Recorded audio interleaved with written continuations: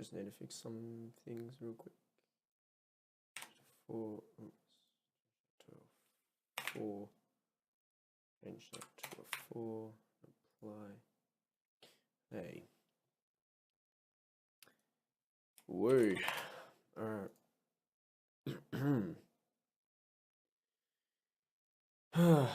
Alright. He's back from the dead of YouTube and Twitch. I am going to be playing a weeb game of Doki Literature Club. Now, I have absolutely no idea what this game is going to be, but I got it recommended, and supposedly it is Twitch safe, as you can play it on Twitch. Yeah, let's open it up and see how it goes. I'll probably have to fiddle with settings and stuff, but this game is not suited for children who are those easily disturbed. Well, shit, we've started. Hang on, I'm just going to quickly, if that's how big it's going to be, I'm just going to quickly move this up and see, we'll go like there. Yeah, that'll do. There. Yep. Alright, so individuals suffering from anxiety or depression may not have a safe experience playing this game. For content warnings, please visit. I might actually have a look at that just to see what it is. What is that? HTTPS. No, https://ddlc.moe/warning.html. Oh, this page contains spoilers. Okay, is a horror game. Do not take this lightly. If you're affected by any of the following themes, please do not play. Depression, just to show you I am not kidding. Depression, suicide, self-harm, abuse. Fuck. Alright, let's play. By playing, you agree that you are at least 13 years. Yes! And you consent to exposure of highly disturbing content. Oh.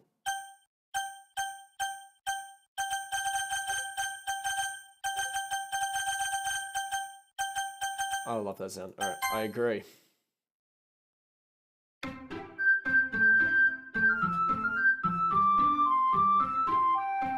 Such a high beat tune, but such a bad.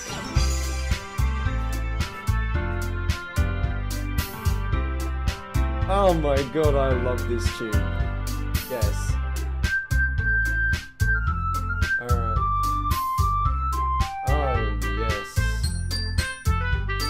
Yes.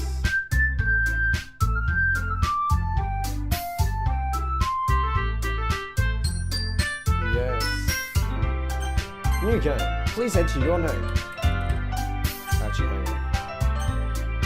No! Oh, fine. Why are you waving now? Because I'm playing this game. Hang on, I'm just going to settings real quick. We'll just do that. Skip after choices.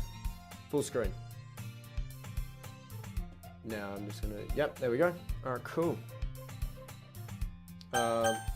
Go back. Alright, hey. I see an annoying girl running toward me from the distance, waving her arms in the air, like she's totally oblivious to any attention she might draw to herself.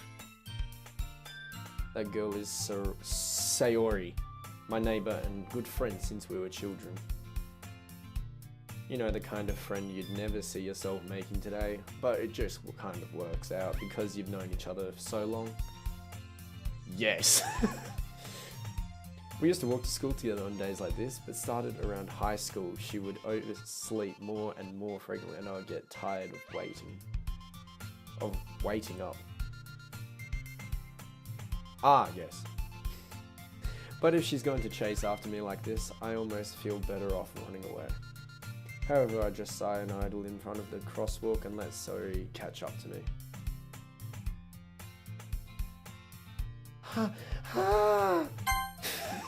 Hang on. Does this actually like allow? Alright. I've slept again. But I caught you this time. Holy fuck. Panther. Maybe, but only because I decided to stop and wait for you. Yes, because I'm a good friend. Oh my god, that face. Eh? You say that like you were thinking about ignoring me. That's mean, Panther. Well, if people stare at you acting weird, then I don't want them to think we're a couple or something. Oh, already hitting that up, boy. Fine, fine. Oh, she's so... But you did wait for me after all. I guess you don't have it in you to be mean if you ever want, even if you wanted to. Whatever you say, Sayori. Milady, yeah, I need a fedora up in this. That face, it says it all. We cross the street together and make our way to school. As we draw near, the streets become increasingly speckled with other students making their daily commute. By the way, Panther...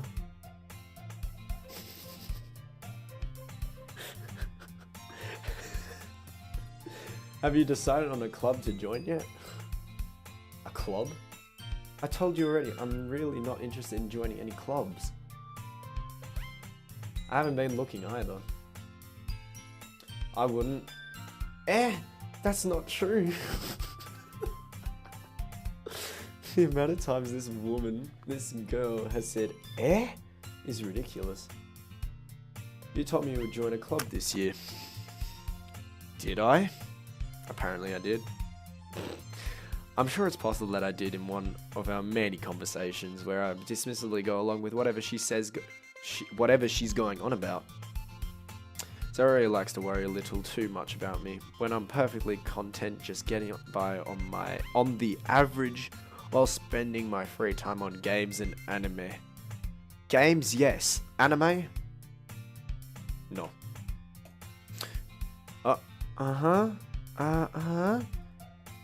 I was talking to you about how I'm worried that you won't learn how to socialize or have any skills before college. Same. Your happiness is really important to me, you know. Aww. No, you're happy but I'd die at the thought of you becoming a NEET in a few years because you're not used to the real world. The fuck's a NEET? You trust me, right?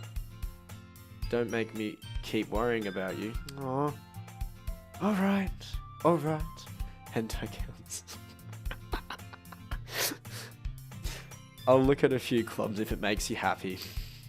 No promises though. Will you at least promise me you'll try a little? The face of begging. Yeah, I guess I'll promise you that. You know, I just realized that they're still on the same street, yet where are the students? Where are all those people commuting to school? Yay! Oh my fucking god. Why do I let myself get lectured by such a carefree girl?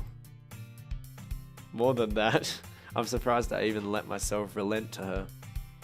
I guess seeing her worry so much about me makes me want to ease her mind a little. At least a little bit, even if she does exaggerate everything inside of her head. Alright. Oh, there's a new PUBG map. I could not care right now. School day is as ordinary as ever, and it's over before I know it. After I pack up my things, I stare blankly at the wall, looking for an ounce of motivation. Clubs. Sorry wants me to check out some clubs. I guess I have no choice but to start with the anime club. Oh shit. Hello?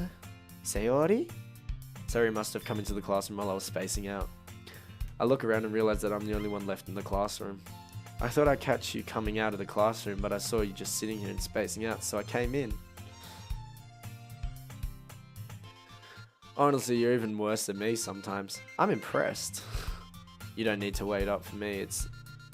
If it's going to make you late to your own club. Well, I thought you might need some encouragement, so I thought, you know. Know what? Well, you could come to my club. Oi, okay.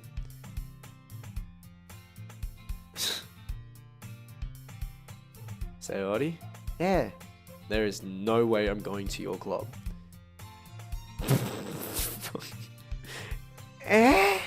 Meanie. Lol. Sarah is vice president of the literature club.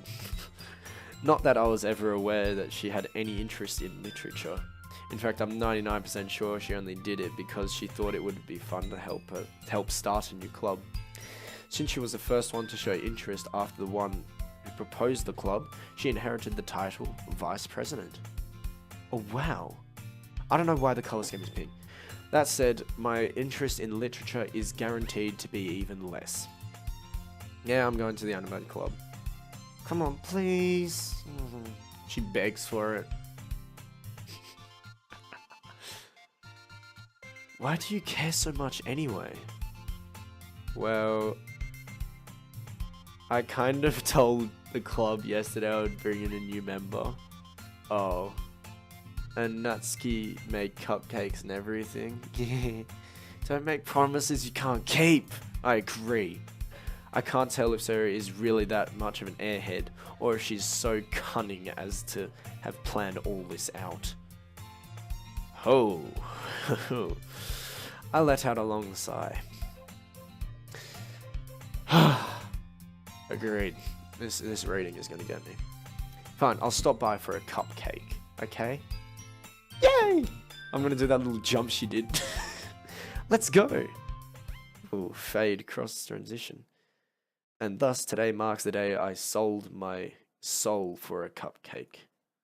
I dejectedly follow Sayori back across the school and upstairs, a section of the school I rarely visit, being generally used for third-year classes and activities. Oh my. Sayori, full of energy, swings open the classroom door. Oh, whoops. I'm back. Swings open the classroom door. Everyone, the new member's here. I told you, don't call me a new member. Eh? I glance around the room. Girl 1. Welcome to the Literature Club. It's a pleasure meeting you. Sarah always says nice things about you. Seriously, you brought a boy? Way to kill the atmosphere. Ah, Panther. What a nice surprise. Welcome to the club. Why do I go at the start of this? Holy shit. All words escape me in this situation. This club.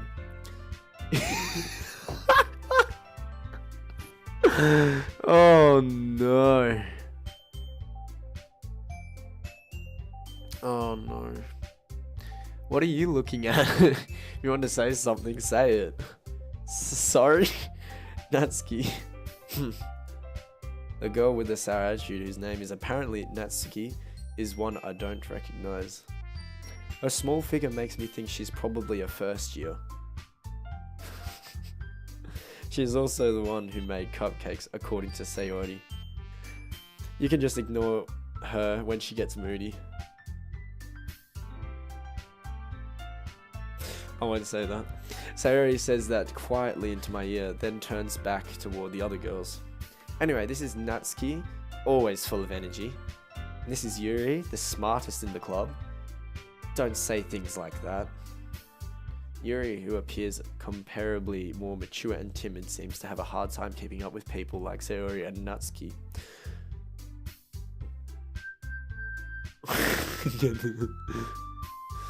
Oh, well, it's nice to meet both of you. Oh.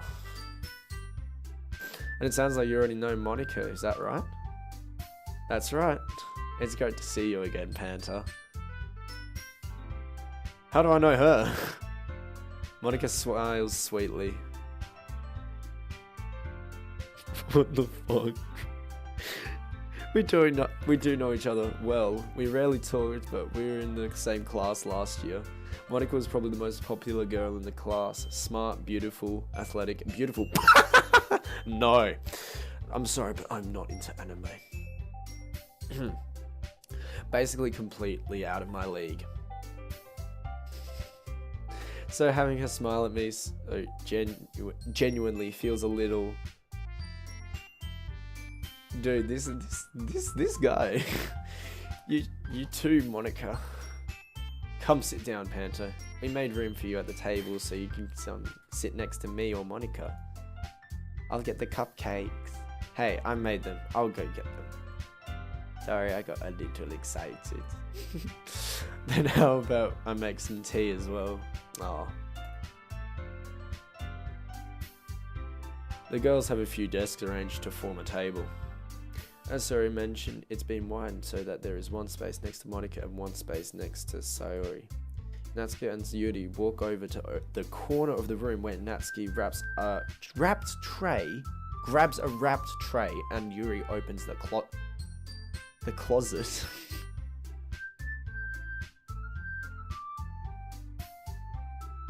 Still feeling awkward, I take a seat next to Sayori.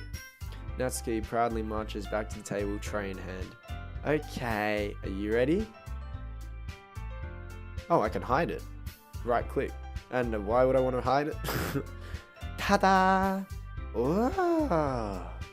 They're both just as enthused as me. Natsuki lifts the toilet to reveal a dozen white, fluffy cupcakes decorated to look like little cats. The whiskers are drawn with icing and little pieces of chocolate were used to make ears. Lit. So kawaii. I chucked in a bit of Japanese. No, it's cute. I had no idea you were so good at baking, Natsuki. Well, you know. Just hurry and take one. Sayori grabs one first, then Monica. I follow. It's delicious, says Sayori. Sayori takes it with her mouth full and has already managed to get icing on her face. I turn the cupcake around in my fingers, looking for the best angle to take a bite. Natsuki is quiet. I can't help but notice her sneaking glances in my direction. Is she waiting for me to take a bite? I finally bite down. Icing is sweet and full of flavor. I wonder if she made it herself. This is really good. Thank you, Natsuki.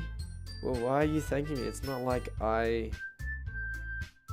Haven't I heard this somewhere before? Made them for you or anything? Eh? I thought you technically did. Sayori said, well, maybe, but not for, you.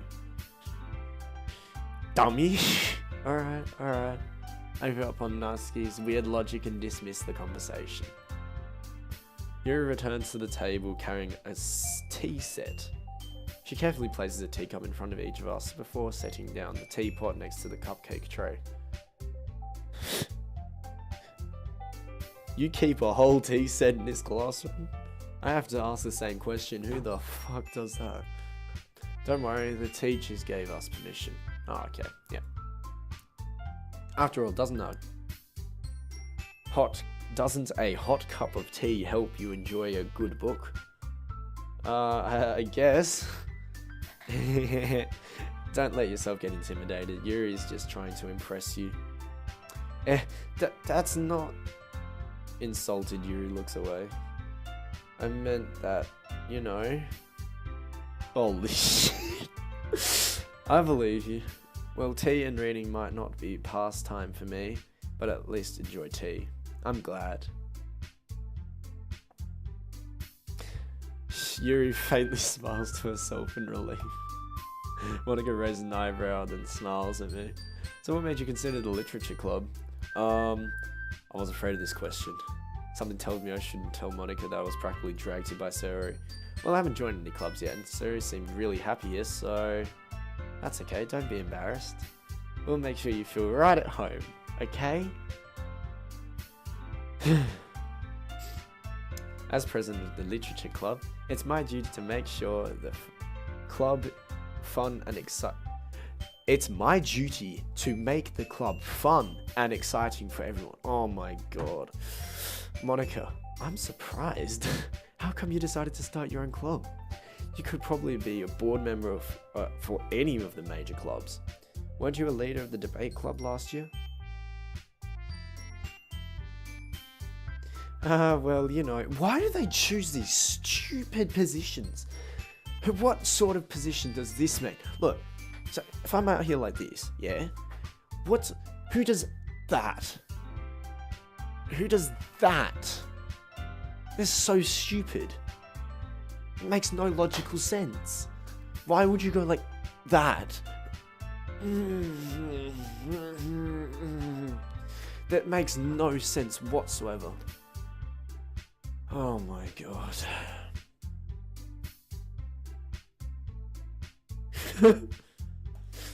To be honest, I can't stand all of the politics around the major clubs. It feels like nothing but arguing about the budget and publicity and how to prepare for events. I'd much rather take something you personally enjoy and make something special out of it. And if it encourages others to get into literature, then I'm fulfilling that dream. See, that's more of a natural position to stand. Monica really is a great leader. Aw, you even got that little hand-on-hand action. Yuri also nods in agreement. Not many people stand like that. Then I'm surprised there aren't more people in the club yet. It must be hard to start a new club. You could put it that way, Monica says. Little dainty finger. Not many people are interested in putting out all the effort to start something brand new, especially when it's something that doesn't grab your attention like literature. Agreed. You have to work hard to convince people that you're both fun and worthwhile. Agreed. But it makes school events like the festival that much more important. I'm confident that we can all really grow from this club before we graduate. Oh, yes. Right, everyone? Yeah. Yeah. I should actually mimic everyone's positions. Okay. So, you got the mimic position of, hey. You have that, and then there's, I think I'm nailing this. Oh, I missed one. You know it. Oh my god. Jesus Christ. Everyone enthusiastically agrees. Such different girls, all interested in the same goal. Monica must have worked really hard just to find these three. Maybe that's why they're all so delighted by the idea of a new member joining. Though I still don't really know if I can keep up with their level of enthusiasm about literature. So Panther, what kind of things do you like to read? This could... Well, considering how little I've read these past few years, same. I don't really have a good way of answering that. Manga. I mutter quietly to myself, half joking. Natsuki's head suddenly perks up. It looks like she wanted to say something, but she keeps quiet. Not much of a reader, I guess. fucking... How do you keep a posture like that? You're like this. You're like, oh yeah.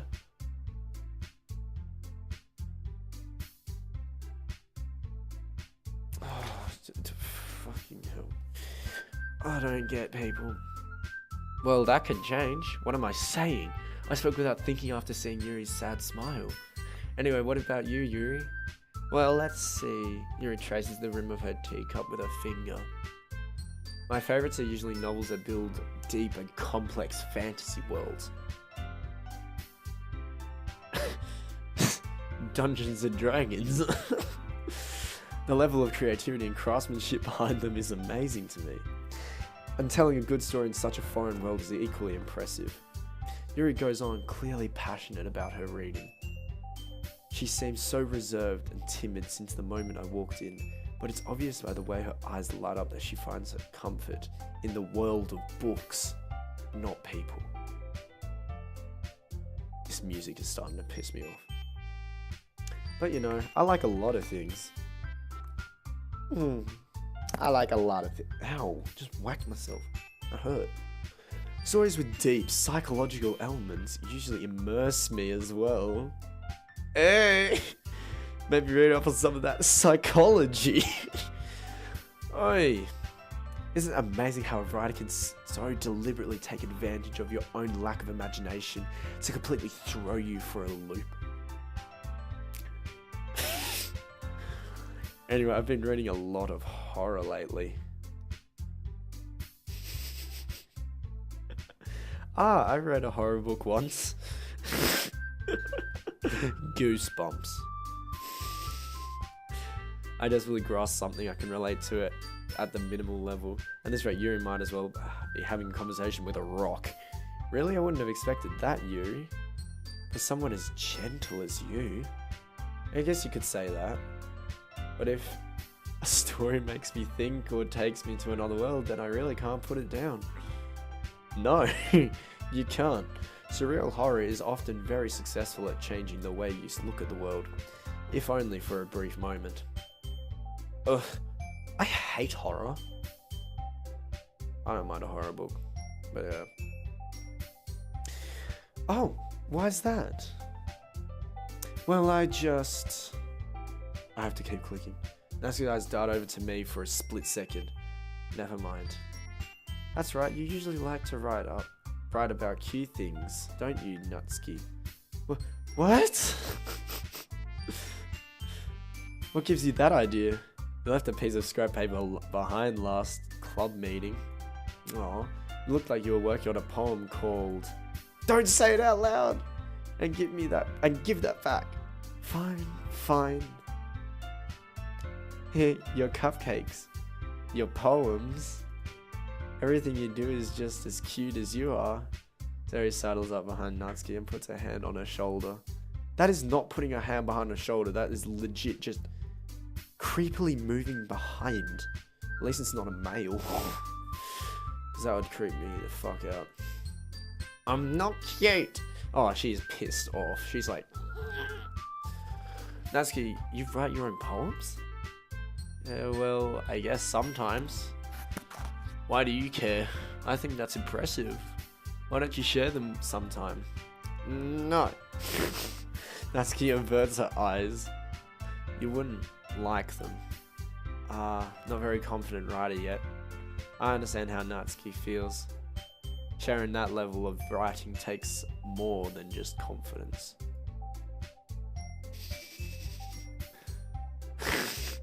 The truest form of writing is writing to oneself.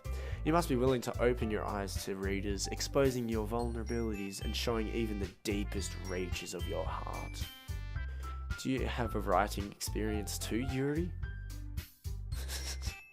I have been reading straight for almost 30 fucking minutes. Maybe you share some of your work, you can set an example and help Natsuki feel comfortable enough to share hers.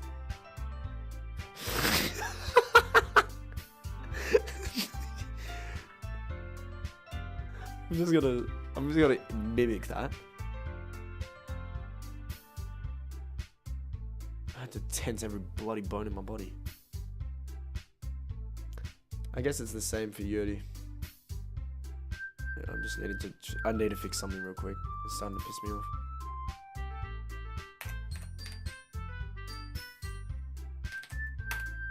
There we go. Fixed. Alright. Aw, I wanted to read everyone's poems. We all sit in silence for a moment. Okay, I have an idea, everyone.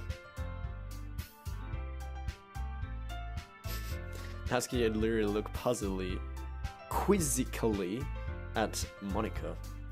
Let's all go home and write a poem of our own. Then next time we meet, we all share them with each other. That way everyone is even. Yeah, let's do it! Plus, now that we have a new member, I think it will help us get a little more comfortable with each other and strengthen the bond of the club. Isn't that right, Panther? Monica smiles warmly at me once again. Hold on, there's still one problem. Eh? What's that?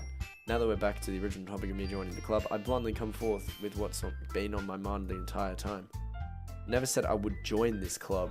Suri may have convinced me to stop by, but I never made it my decision. I still have other clubs to look at, and I lose my train of thought. All four girls stare back at me with dejected eyes. But, I'm sorry, I thought. Panther. You all... I'm defenseless against these girls. How am I supposed to make a clear-headed decision when it's like this? That is, if writing poems is the price I need to pay in order to spend every day with these beautiful girls. Right. Okay, I've decided then. I'll join the literature club. Ah, they all pipe up again. One by one, the girls' eyes light up. Yes, I'm so happy. Mary wraps her arms around me, jumping up and down. Hey, you really did scare me for a moment. If you really just came for the cupcakes, I'd be super pissed. Same. Then let's make it official. Welcome to the literature club. Ah, thanks, I guess. Okay, everyone. I think that with that, we can now officially end today's meeting on a good note. Everyone remember tonight's assignment. Write a poem to bring to the next meeting so we all can share. Can all share, sorry. Monica looks over at me once more. Panta, I look forward to seeing how you express yourself. Yeah. Can I really impress the class star Monica with my mediocre writing skills? I already feel the anxiety welling up inside of me. Meanwhile, the girls continue to chit-chat as Yuri and Natsuki clean up their food. Hey Panta, since we're already here, do you want to walk home together? That's right, Sarah and I never walk home from together anymore because she always stayed after school for clubs. Sure, might as well. Yay! Oh, transition. With that, the two of us departed the club room and made our way home. The whole way, my mind wanders back and forth between the four girls. Sayori, Natsuki, Yuri, and of course, Monica. Will I really be spending every day after school in a literature club? Perhaps I'll have a chance to grow closer to one of these girls. Fuck. Alright, I'll just need to make it the most of my circumstances, and I'm sure good fortune will find me. And I guess that starts with writing a poem tonight. The fuck?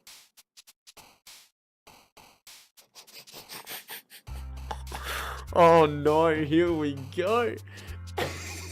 It's time to write a poem. Pick words you think your favorite club member will like. Something good might happen with whoever likes your poem the most.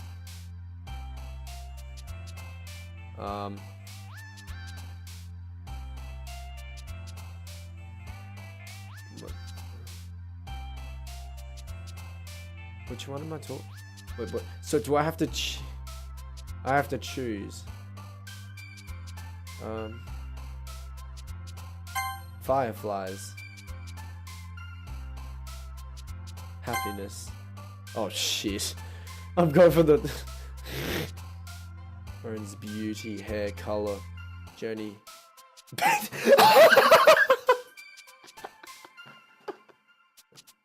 Precious. No, not again! Smile, poof. Mean shame, socks, sticky, philosophy, inferno, starscape, smile. Heaven said, despise, playground, effulgent, giggle, destiny, flower, cute, anime, music, destiny. Aw. Nibble.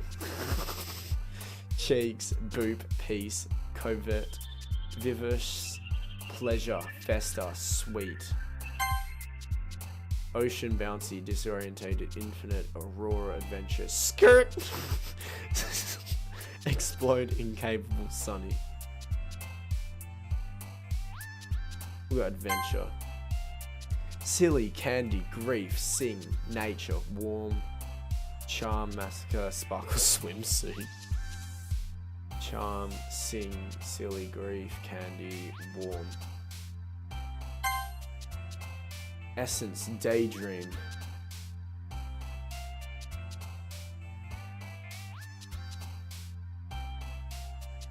Whisper, scares, scars, world, pain, romance. Uncontrollable, jumpy, whistle, vivid, depression, peaceful, mouse, special. Fickle, sadness, comfort, kiss. Dark, vacation, kitty, broken, bliss. Shopping, extreme, clumsy, desire, vanilla, marriage, misfortune, family, fun, unending. Graveyard, secretive, unstable, parfait, cry, ribbon, defeat, anger, melody. Oh my god. Melody. Hop, infallible. Oh my god. Summer, waterfall, fireworks, fantasy, unrestrained, anxiety, all of that. Fireworks. Universe, captive, pup. I like it when you call me Big Papa. Clouds, alone, raindrops, joy. Headphones flying, incongruent, rain cloud, lipstick, extraordinary, email, extraordinary. Heartbeat, amazing, marshmallow, blanket, lucky, holiday, electricity, eternity. Vibrant, insight, whirlwind, breathe, climax, lazy, fluffy, games. Death. God, that's her. I know it's her.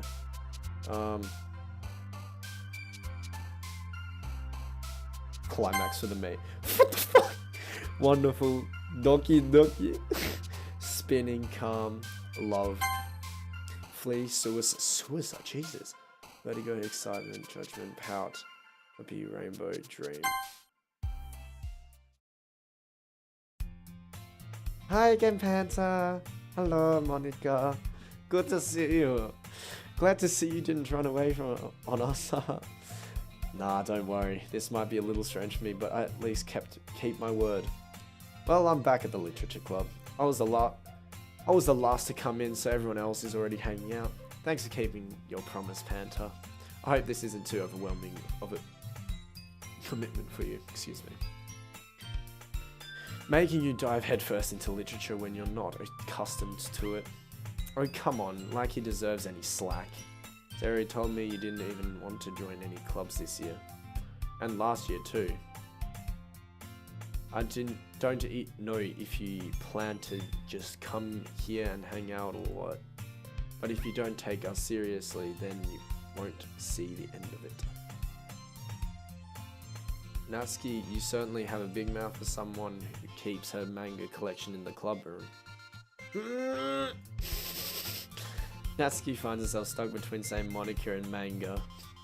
Manga is literature. Swiftly defeated, Natsuka plops back into her seat. Don't worry guys, Panther always gives it his best as long as he is... Panther always gives it his best as long as he's having fun. He helps me with busy work without even asking me. Like cooking, cleaning my room. How dependable. Terry, that's because your room is so messy and it's distracting. Same. You almost set your house on fire once. Is that so? Oh. You two really are good friends, aren't you? And I might be a little jealous. How come you and Panther can become good friends too? Sayori? As usual, Sayori seems oblivious to the weird situation she just put me into. Oh, Yuri even brought you something today, you know? Wait, what? Sayori? Me? Not really. Don't be shy, it's really nothing. What is it? Never mind. Sayori made it sound like a big deal when it's really not. What do I do? I'm sorry, Yuri, I wasn't thinking. I guess that means it's up to me to rescue this situation. Hey, don't worry about it. First of all, I wasn't expecting anything in the first place, so any nice gesture from you is a pleasant surprise. It'll make me happy no matter what. Is that so? Yeah, I won't make a big deal out of it if you don't want me to be. Alright, well, here. Reaches into a bag and pulls out a book.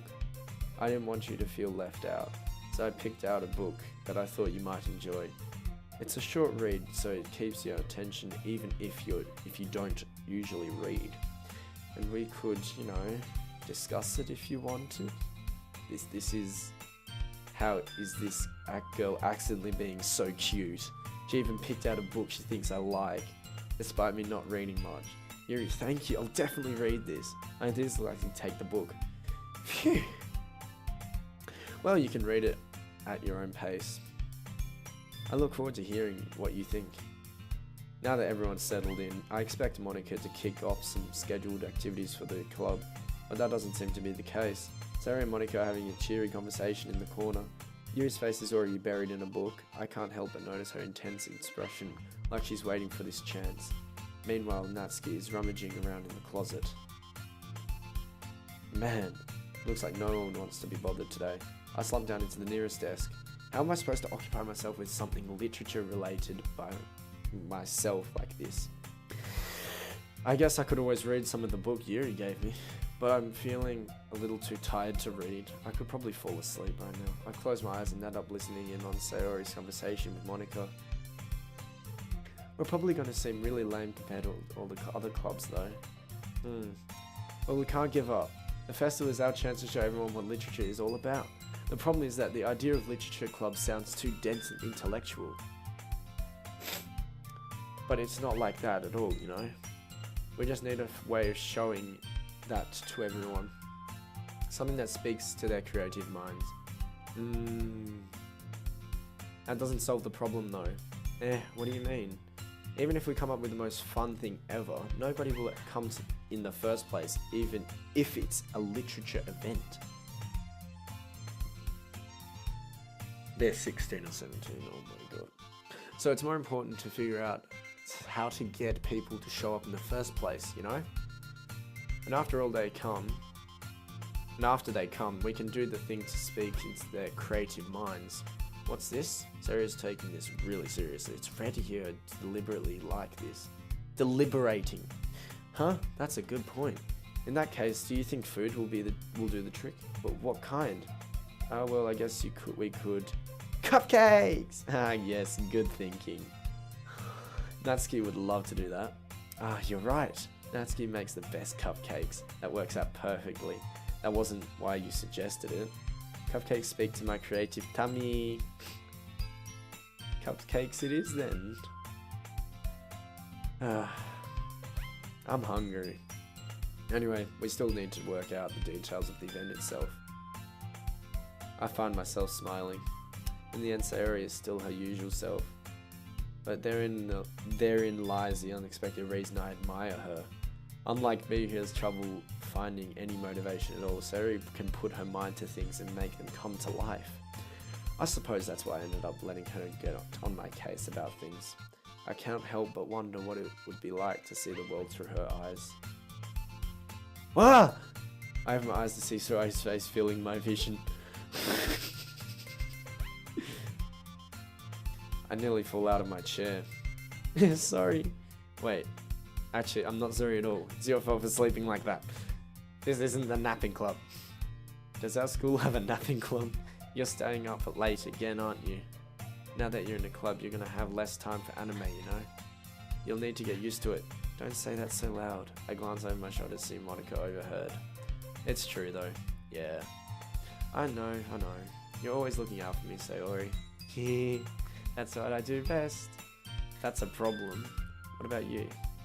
You look out for me better than you look out for yourself. You're still oversleeping every day, aren't you? Not every day. That's not very convincing. How many days this past week have you gotten up on time? It's a secret. I knew it. Come on. At least give me the benefit of the doubt. I can't even do that. Look, Sayori, it's written all over you. Sayori glances around at herself. How is it written all over me? You are clearly in a rush this morning. Look, your hair is sticking out all around here. Ah! I run my fingertips down the side of Sayori's hair, trying to straighten it out. And you really need a brush for this.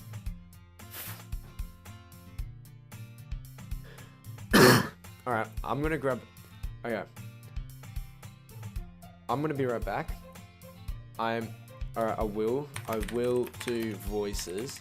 I will just be right back to get some water, because if I'm doing voices, then I need something. I'll be right back.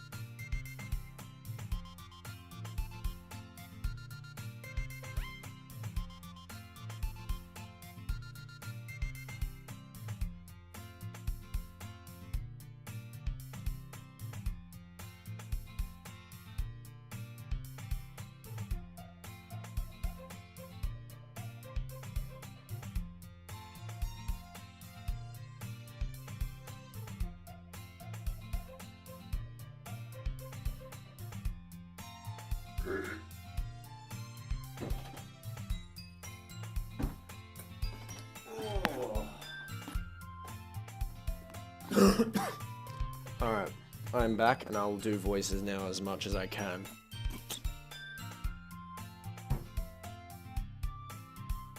Alright.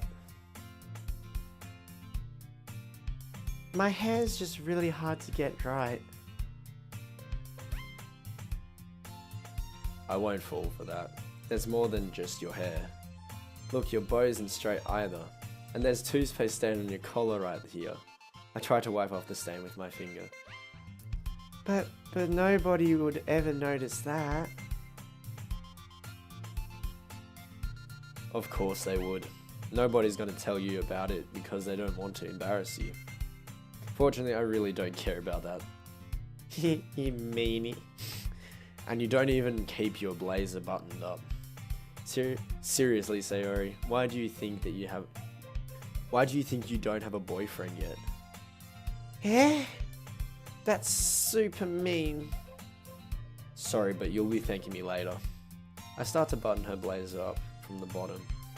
Once you see how much better it looks, you'll change your mind. Whoa! Okay, that was a different angle. This is so funny. What is? Well, I was just thinking how weird it is to have a friend who does these kind of things. Huh? Don't say that. You'll make me feel weird about it. Stupid. It's okay though. I'm happy we're like this. Aren't you? I guess. Hey, be careful. The button might come off. Why is this button?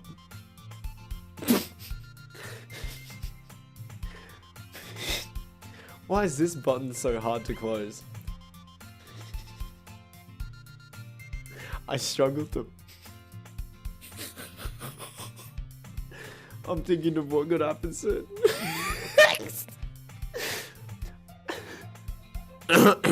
Compose. I struggle to fully close the button near her chest. Does this thing even fit you properly? It did when I first bought it. If you ever buttoned it, you would have noticed sooner that it doesn't fit you anymore. What are you smiling about?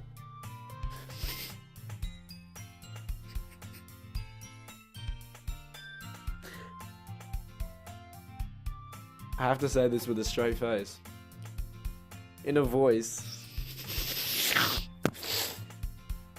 It means my boobs got bigger again. Don't say that out loud. Anyway, you look much better now. So, why does it feel strange to see Sarah's blazer buttoned up like that? But it's so stuffy. It's not worth it at all. Sorry, Sayori hastily unbuttons her blazer once more. Phew, that's so much better. Sayori puts her arms out and twirls around. So if I keep it unbuttoned, then I won't get a boyfriend, right? What kind of logic is that? And why are you saying that like it's a good thing? Because if I had a boyfriend, he wouldn't even let you do things like this. And you take care of me better than anyone else would anyway. So that's why I'm keeping it unbuttoned. Stop saying all these embarrassing things. Eh? I didn't say anything embarrassing. Jeez. Well anyway, just focus on trying to wake up a little earlier. Only if you focus on going to bed earlier. Fine. It's a deal. I guess we really are better at taking care of each other than we are at taking care of ourselves. Yeah, I guess so, huh? So maybe we should come wake me up in the morning. You're doing it again, Sayori. Oh, but I was joking this time. Man, it's impossible to tell with you sometimes. Okay, everyone. Huh? Monica suddenly calls out. Why don't we share the poems we wrote now? Yay! Panta, I can't wait to read yours. Yeah, same.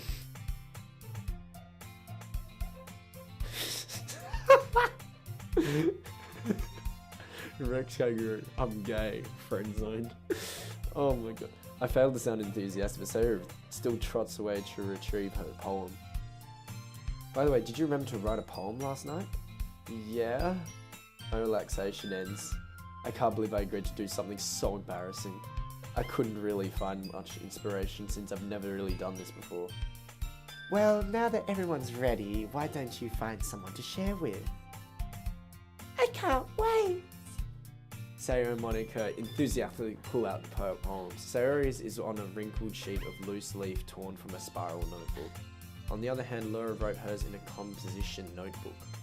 I can already see Monica's pristine handwriting from where I sit. Natsuki and Yuri reluctantly comply as well, reaching into their bags. I do the same myself. Who should I show my poem to first?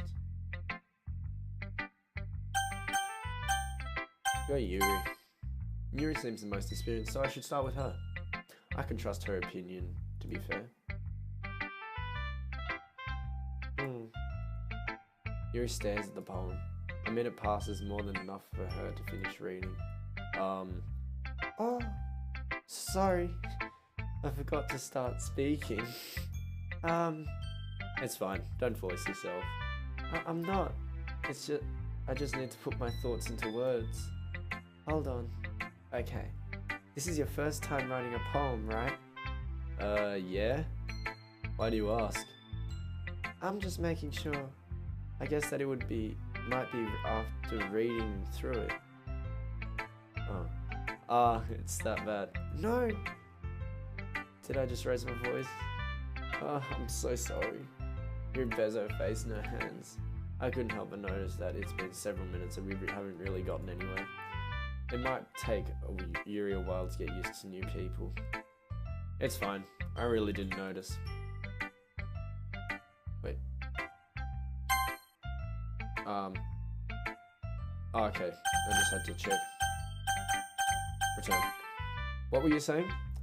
Right, it's just that there are a lot of specific writing habits that are usually typical of new writers. And having been through that myself, I kind of learned to pick up on them. I think the most noticeable thing I recognize in new writers is that they try to make their style very deliberate. In other words, they tend to pick a writing style separate from the topic matter, and they form fit the two together. The end result is that both the style and impressiveness are weakened. Once Yuri finds her train of thought, it's as if her demeanor totally changes. Her stammering is completely gone and she sounds like an expert. Of course, that's not something you can be blamed for. There are so many different skills and techniques that go into writing even a simple poem. Not just finding them and building them, but getting them to work together is probably the most challenging part. It might take you some time, but it all comes with practice and learning by example and trying new things. I also hope that everyone else in the club gives you valuable feedback. Natsuki can be a little based though. Mazed? Oh. Well, never mind. I shouldn't be talking about other people like that. Sorry. It's fine. I'm not sure if Yuri is apologizing to herself, to me, or to Natsuki. Do you mind if I read your poem now? Please do. I'd love to share my thought process behind it. Yuri smiles dreamily as if it's a rare opportunity for her, which itself is kind of funny. After all, isn't this supposed to be a literature club? Whoa! Ghost under the light. Oh, fucking hell, I can barely read this. The tendrils of my hair illuminate beneath the amber glow. Bathing, it must be this one, the last remaining stray light to have withstood the test of time, the last yet to be replaced by the sickening blue-green hue of the future. I bathe. Calm breathing air of the present, but living in the past. The light flickers, I flicker back. I'm so sorry, I have such terrible handwriting. What? I wasn't thinking that at all. But it took you a long time to read. Well, I'm sorry, I suck at reading. Well, I just don't read script very often. Actually, I think your handwriting is pretty. Eh? That's a relief. Also, I like your poem. Even though it's short, it's really descriptive. It wasn't too short. I usually write longer poems. Not at all. I'm really glad you like it. I'll be honest. Since it's our first time sharing, I wanted to write something a little more mild. Something easy to digest, I suppose. Are you into ghosts, Yuri? Mm-hmm. Actually, the story isn't about a ghost at all, Panther. Really? I must have totally missed the point. Well, I suppose you did only glance over it after all. But remember that poets often express their own thoughts, feelings, and experiences in their work. They usually do more than tell a simple story or paint a picture. Super thin, hey. In this case, perhaps the subject of the poem is only being symbolically compared to a ghost, lingering in her last remaining place of comfort, unable to let go of the past, and soon to be left with nothing. That's a lot more solemn putting it that way. I hadn't even thought of that. I can't even hear that better. I don't know. I hadn't even heard of that before. That's impressive. It's nothing really. Well, it makes me happy that you think that. Just remember that it won't be long before you pick on these things too. Yeah, maybe you're right. I guess I'll have to keep trying. I'm counting on you. Now how many more do I have to show? Oh my god, another 3. Jesus Christ. Hey, I'm lowering this. This is still rather loud. That's better. Alright, we'll go Natsuki because she was talking about that. Oh. That's about what I expected from someone like you. That's a little blunt. Well, excuse me. It's not like I said it was bad. It just didn't evoke any emotions. So basically it's not cute enough for your tastes. Do you want to get smacked? I'll pass. So... Well, anyway, I guess I need to show you mine. Not that you'll like it. Eagles can fly. Monkeys can climb, crickets can leap, horses can race, owls can seek, cheetahs can run, eagles can fly, people can try, but that's about it. Yeah. I told you that you weren't gonna like it. I like it. What? Just be honest. I am. Why are you so convinced that I wouldn't like it? Well, because everyone in high school thinks that writing has to be so all sophisticated and stuff, so people don't even take my writing seriously. But isn't the point of poems for people to express themselves? Your writing style wouldn't make your message any less valid. Yes, exactly. I like it. I like when it's easy to read, but it hits you hard. Like in this poem, saying everyone around you do great things can be really disheartening. So I decided to write about it. Yeah, I understand. But the other nice thing about simple writing is that it puts more weight on the wordplay. Like I set up for a rhythm at the end, but then made it fall flat on purpose. It helps bring out the feeling in the last line. So you did. I guess more went into it than I realized. That's what it means to be a pro. I'm glad you learned something. I didn't expect that from the youngest one here, did you? Yeah, guess not. I decided to humor her with that last comment. I don't really care how old everyone is, but if Natsuki is feeling proud, then I won't take that away from her. We're Monica. Whoa. Hi, Panther. Having a good time so far? Yeah. Good, glad to hear. By the way, since you're new and everything, if you ever have any suggestions for the club, like new activities or things like we could do better, I'm always listening. Don't be afraid to bring things up, okay? Alright, I'll keep that in mind. Of course. Of course, I'll be afraid to bring things up. I'm much better off just going with the flow until I'm more settled in. Anyway, want to share your poem with me? It's kind of embarrassing, but I guess I have to. Don't worry, Panther. We're all a little embarrassed today, Excuse me, Jesus. But it's that sort of barrier that we all need to learn to get past soon. Yeah, that's true. I hand Monica my poem. I like this one. It makes me think of something Sayori would like. Is that so? You and Sayori are really good friends, right?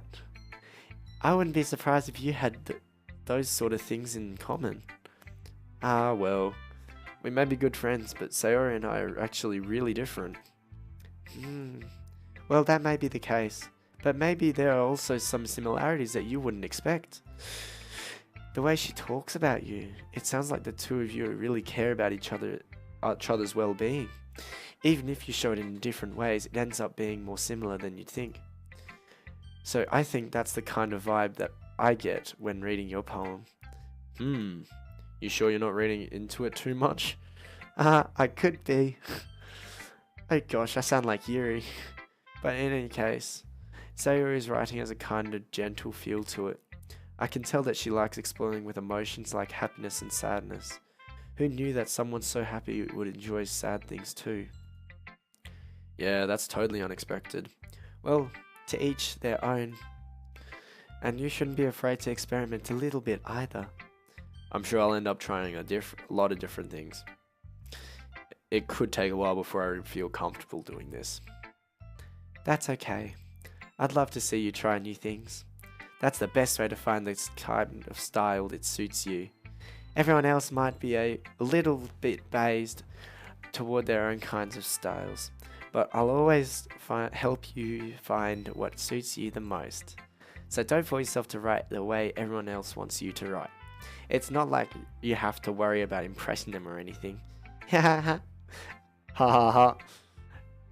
Anyway, do you want to read my poem now? Don't worry, I'm not very good. You sound pretty confident for someone who claims to not be very good. Well, that's because I have to sound confident. That doesn't mean I always feel that way, I see. Well, let's read it then. Holy shit, that's long. Hole in wall. It could have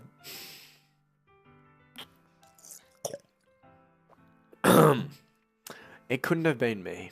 See the direction the spackle protrudes? A noisy neighbor, an angry boyfriend, I'll never know I wasn't home. I peer inside for a clue. No, I can't see. I reel blind like a film left out in the sun. But it's too late. My retina's already scorched with permanent copy of the meaningless image. It's just a little hole. It wasn't too bright. It was too deep. Stretching further into everything, a hole of infinite choices. I realize now that I wasn't looking in, I was looking out, and he on the other side was looking in. So, what did you think? That was actually really fucking good. It's very freeform, if that's what you'd call it. Sorry, I'm not really the right person to ask for feedback. Haha, it's okay. Yeah, that kind of style has gotten pretty popular nowadays. That is a lot of poems that have been putting emphasis on the timing between words and lines. When performed out loud, it can be really powerful. What was the inspiration behind this one? Well, I'm not sure if I know how to put it. I guess you could say that I had some kind of epiphany recently. It's been influencing my poems a bit. An epiphany? Yeah, something like that. I'm kind of nervous to talk about deep stuff like that, but because it's kind of coming on strongly. Maybe after everyone is better friends with each other. Anyway, here's Monica's writing tip of the day. Sometimes when you're writing a poem or a story, your brain gets too fixated on a specific point. If you try so hard to make it perfect, then you'll never make any progress. Just force yourself to get something down on the paper and tidy it up later. Another way to think about it is this. If you keep your pen in the same spot for too long, you'll just get a big dark puddle of ink. So just move your hand and go with the flow. That's my advice for today. Thanks for listening. Litty. Oh. Hello, neighborhood friend. Oh my goodness. This is so good, Panther. Huh? I love it! I had no idea you were such a good writer. Sayori, you must be seriously overreacting. I'm not a good writer at all. I honestly have no idea what I'm doing.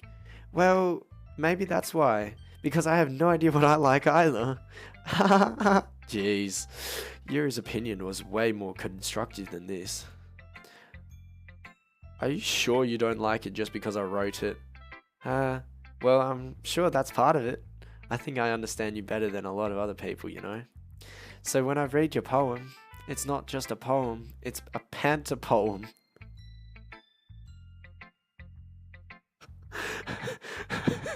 Can I make that a thing now? Panta poem. And that makes it feel extra special. Like I can feel your feelings in it. Sayori hugs the sheet against her chest. You're so weird, Sayori. I'm really happy that you just wrote one. It reminds me of how you really are part of this club now. Not to mention the fact that I'm standing in front of you in the club room. Well, of course. I'm not really into it yet, but that doesn't mean I'll break my promise. See? It's like I said before, Panta. Deep down, you're not selfish at all, you know? Trying new things like this for other people, that's something that only good, really good people do. Thanks, Sayori. I'm not sure if Sayori sees the full picture of my motive here. Then again, I can't deny that she's part of the reason I joined. Knowing her, how much this means to her and all. Yeah. And I'm going to make sure you have lots of fun here, okay? That would be my way of thanking you. Alright, I'm going to hold you to that then. Yay! Now you'll read my poem too, right? Don't worry, I'm really bad at this. Well, we'll see about that. Dear sunshine, the way you glow through my blinds in the morning, it makes me feel like you missed me. Kissing my forehead to help me out of bed, making me rub the sleep from my eyes. Are you asking me to come out and play? Are you trusting me to wish away a rainy day? I look above, the sky is blue. It's secret. It's a secret, but I trust you too. If it wasn't for you, I could sleep forever, but I'm not mad. I want breakfast. Actually, kind of not bad. Sayori, this is just a guess, but did you wait until this morning to write this? No, just a little bit. You can't answer just a little bit to a yes or no question. I forgot to do it last night. Well, at least that makes me feel little better about myself. Don't be mean. I still tried my best. Ah, yeah. I didn't mean to say that it was a bad poem. It came out nice, or how should I put it? It sounds just like you. Really? Yeah, especially that last line. I made eggs and toast. Even though you were late to school? It's bad to skip breakfast. Never skip breakfast. I get all cranky. Well, I guess there's no point in arguing. Anyway, thanks for showing me. This was so much fun. Monica's the best. Ah, yeah. But next time, I won't forget. And I'm gonna write the best poem ever. Well, I guess I look forward to it. Phew. I guess that's everyone. I glanced around the room. It was a little more stressful than I anticipated. It's as if everyone is judging me for my mediocre writing skills. Even if they're just being nice, there's no way my poems can stand up to theirs. This is a literature club after all. I sigh. I guess that's what I ended up getting myself into. Across the room, Sarah and Monica are happily chatting. My eyes land on Yuri and Natsuka. They gingerly exchange sheets of paper, sharing their perspective, their poems. As they read in tandem, I watch each of their expressions change. Natsuka's eyes furrow in frustration. Meanwhile, Yuri smiles sadly. What's this language? Eh? Did you say something? Oh, no, it's nothing. Natsuka dismissively returns the poem to the desk with one hand. I guess you could say it's fancy. Ah, thanks. I can't do. Yours is cute. Cute? Did you completely miss the symbolism or something? It's clearly about a feeling of giving up. How can that be cute? Oh, fuck. I know that. I just meant the language, I guess. I was trying to say something nice. Eh? You mean you have to try that hard to come up with something nice to say? Thanks, but it really didn't come out that nice at all. Well, I do have a couple suggestions. Well, if I was looking for suggestions, I would have asked someone else who actually liked it. Which people did, by the way. Sayori liked it, and Panta did too. So based on that, I'll gladly give you some suggestions of my own. First of all, excuse me. I appreciate the offer, but I've spent a long time establishing my writing style. I don't expect to change anytime soon, unless of course I come across something particularly inspiring. Which I haven't yet. And Panta liked my poem too, you know. He even told me he was impressed by it. Natsuki suddenly stands up. Oh, I didn't realize you were so invested in trying to impress our new member, Yuri. That's not what you're just... Yuri stands up as well. Maybe you're just jealous that Panda appreciates my advice more than he appreciates yours. Fucking hell, now I've got anime girls fighting over me. Huh? And how do you know he didn't appreciate my advice more? Are you that full of yourself? No. If I was full of myself, I would deliberately go out of my way to make everything I do overly cutesy. Is everyone okay? Well, you know what? I wasn't the one whose boobs magically grew a size bigger as soon as Panda started showing up. Natsuki! Natsuki, that's a little... This doesn't involve... Hang on. This doesn't involve you. Jesus Christ. I don't like fighting, guys. Suddenly both girls turned towards me as if they noticed I was just standing there. Panta? She's trying to make me look bad. That's not true. She started it. If she could get over herself to learn to appreciate that simple writing is more effective, then this wouldn't have happened in the first place. What's the point of making your poems all convoluted for no reason? The meaning should jump out at the reader, not force him to have to figure it out. Oh.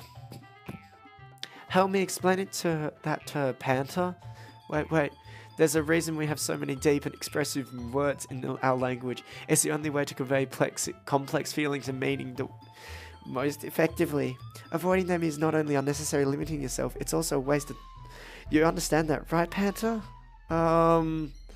Well? How did I get dragged into this in the first place? It's not like I know anything about writing, but whoever I agree with, they'll probably think more highly of me.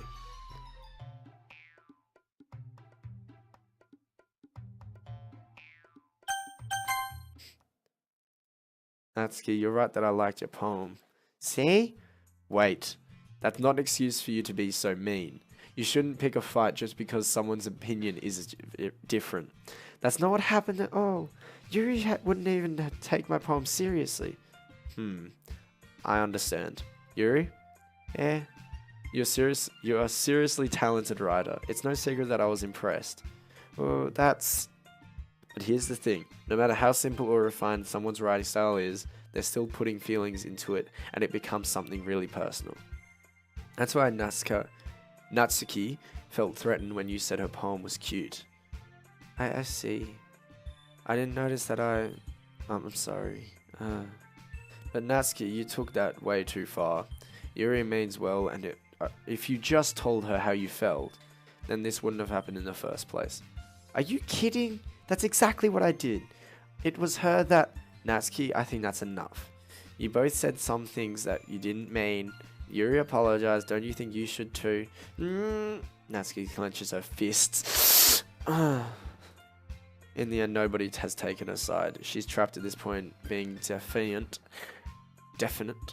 only because she can't handle the pressure. I ended up feeling bad for her. Sometimes when I'm hurt, it helps to take a walk and clear my head. Sorry, she doesn't need to. You know what? I'm going to do that. It'll spare me having to look at all of your faces right now. Without warning, Natsuki snatches her poem up from the desk and storms out.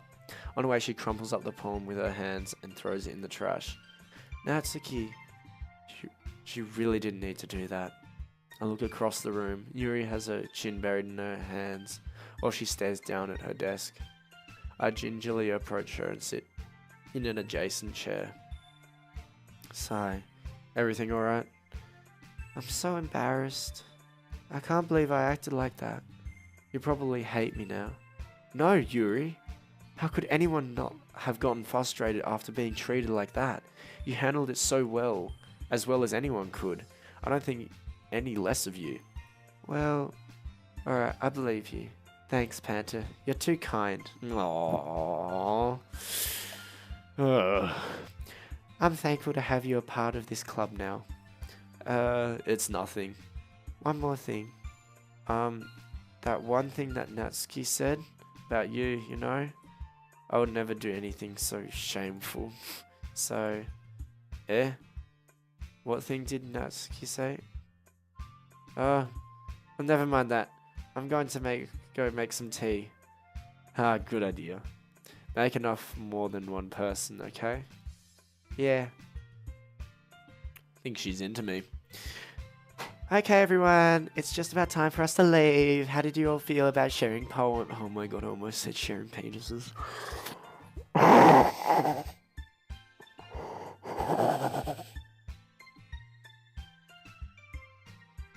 Holy shit, I'm tired. About sharing poems. It was a lot of fun. Well, I'd say it was worth it. It was alright. Well, mostly. Panther, how about you? Yeah, I'd say the same. It was a neat thing to talk about with everyone. Awesome. In that case, we'll do the same thing tomorrow.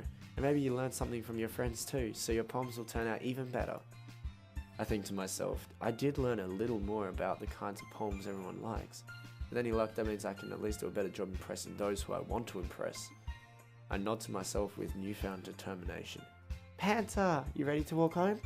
Sure, let's go. Yeah. Sayori beams at me. It truly has been a while since Sayori and I have spent so much time this time together. I can't really say I'm not enjoying it either. Sayori, about what happened earlier? What do you mean? You know, between Yuri and Natsuki? Does that kind of thing happen often? No. That's really the first time I've seen them fight like that. I promise they're both wonderful people. You don't hate them, do you? No, I don't hate them. I just wanted your opinion, that's all. I can see that why they'd make good friends with you. Phew. You know, Panther, it's nice that I get to spend time with you in the club. But I think seeing you get along with everyone is what makes me the happiest. And I think everyone really likes you too. That's... Every day it's going to be so much fun. It looks like Sayori still hasn't caught on to the kind of situation I'm in. Sure, being friends with everyone is nice, but does it really need to stop there? Whoa. Well, just have to wait and see what the future holds, Sayori. I pat Sayori on the shoulder. I said no more to myself than to her, but it's easy to use Sayori as an internal monologue sometimes. Okay. Yeah, let's do this. Let's do this. Now I have to write another one. I want to write one about Yuri. Let's see. I want to write about Yuri. Landscape. Universe. Starscape. Destiny. Precious. Intellectual. Philosophy. I'm getting into this. Incongruent. Yes. Grief. Oh fuck. Wrong one. Crimson. Doki Doki. Secretive. Journey. Yeah. Festa. Bed. Promise. Troll. Death. Cage. Clouds. Yes. Whisper. Excitement. Holiday. Fear. Disarray. Frightening. Afterimage. Unending beauty. Again with the climax. Boob. Yes. Heartbeat, Vertigo, Massacre, Fireflies, Vibrant, Unrestrained Imagination, Lollipop, Infallible, Ambient, Comfort, Rainbow, Giggle, Defeat, Imagination, Essence, Empty Skirt, Dark, whoops, Suicide, Tragedy. Oops, now I'm fucking it. Analysis. And... oh, fuck. Another day passes and it's time for the club meeting already. Wow! Already. Oh, I'm back to read my shit poem again. I've gotten a little more comfortable here over the past couple of days. Entering the club room, the usual scene greets me. Hi, Panther. Yo, Sayori, what's up, fam? Looks like you're in a good mood today. Yeah, I'm just still not used to you being in the club, that's all. I see. That's a pretty simple thing to get you in a good mood. But I guess it's always the simple things that with you is anyway. Speaking of which, I'm kinda hungry. Will you come with me to buy a snack? No thanks. That's not like you at all. I have my reasons. Why don't we take a look at your purse, Sayori? Why that all of a sudden? No reason really. I just want to look at it. Sayori nervously retrieves her coin purse. She fumbles with the latch and gets it open. Then turns it upside down and lets the contents spill out onto the desk. Only 2 small coins fall out. Dude, this guy is fucking smart. I knew it. I can see right through you, Sayori. That's not fair. How do you even know? It's simple. If you had enough money in the first place, you would have bought a snack before coming to the club room. So either you're not hungry and want an excuse to take a walk, or you plan to conveniently forget that you spent all your money, so I would lend you some. But there's one more thing. You're always hungry, and so that only leaves that one option. I give up. Don't make me feel guilty. If you feel guilty, that means you deserve to feel guilty. Yuri suddenly giggles. Eh? I didn't notice that she was listening in. Her face is in her book, as always. I wasn't listening or anything. It was just something in my book. Yuri, tell Panther to lend me some more, to borrow some money. Don't get me involved like that, Sayori. Besides, you should only buy what you can responsibly afford. Oh, I need a drink again. Holy shit, my jaw is starting to get sore.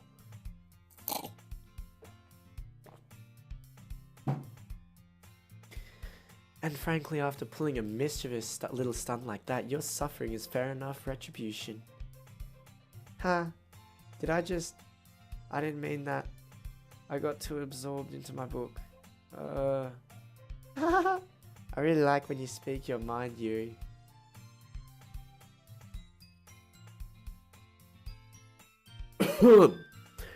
It doesn't happen much, but it's a fun side of you. There's no way you could think like that. You were right though. I did something bad and now I have to accept the retribution. That! Still coming from you, Sayori. I guess there's a little devil inside of all of us, isn't there? Don't let her fool you. Sayori knows exactly what she's doing. After all, she told you guys she was bringing me to the club before she even told me. But, you wouldn't have come if it wasn't for the cupcakes. So I had to trick Natsuki into making them. Come on, give me more credit than that, Sayori. Ow, fucking hell, that sketchy scared the shit out of me. Pwap. Ah! Out of nowhere, something smacks her in the face and tumbles onto the desk. Ow! What was... A cookie? Sure enough, it was a giant cookie wrapped in plastic. Sayori glances around. Is this a miracle? It's because I paid my restitution. Retribution. Actually, that one almost worked. Haha. I was just gonna give it to you. But then I heard you blab about the cupcakes. It was totally worth seeing your reaction though. Haha.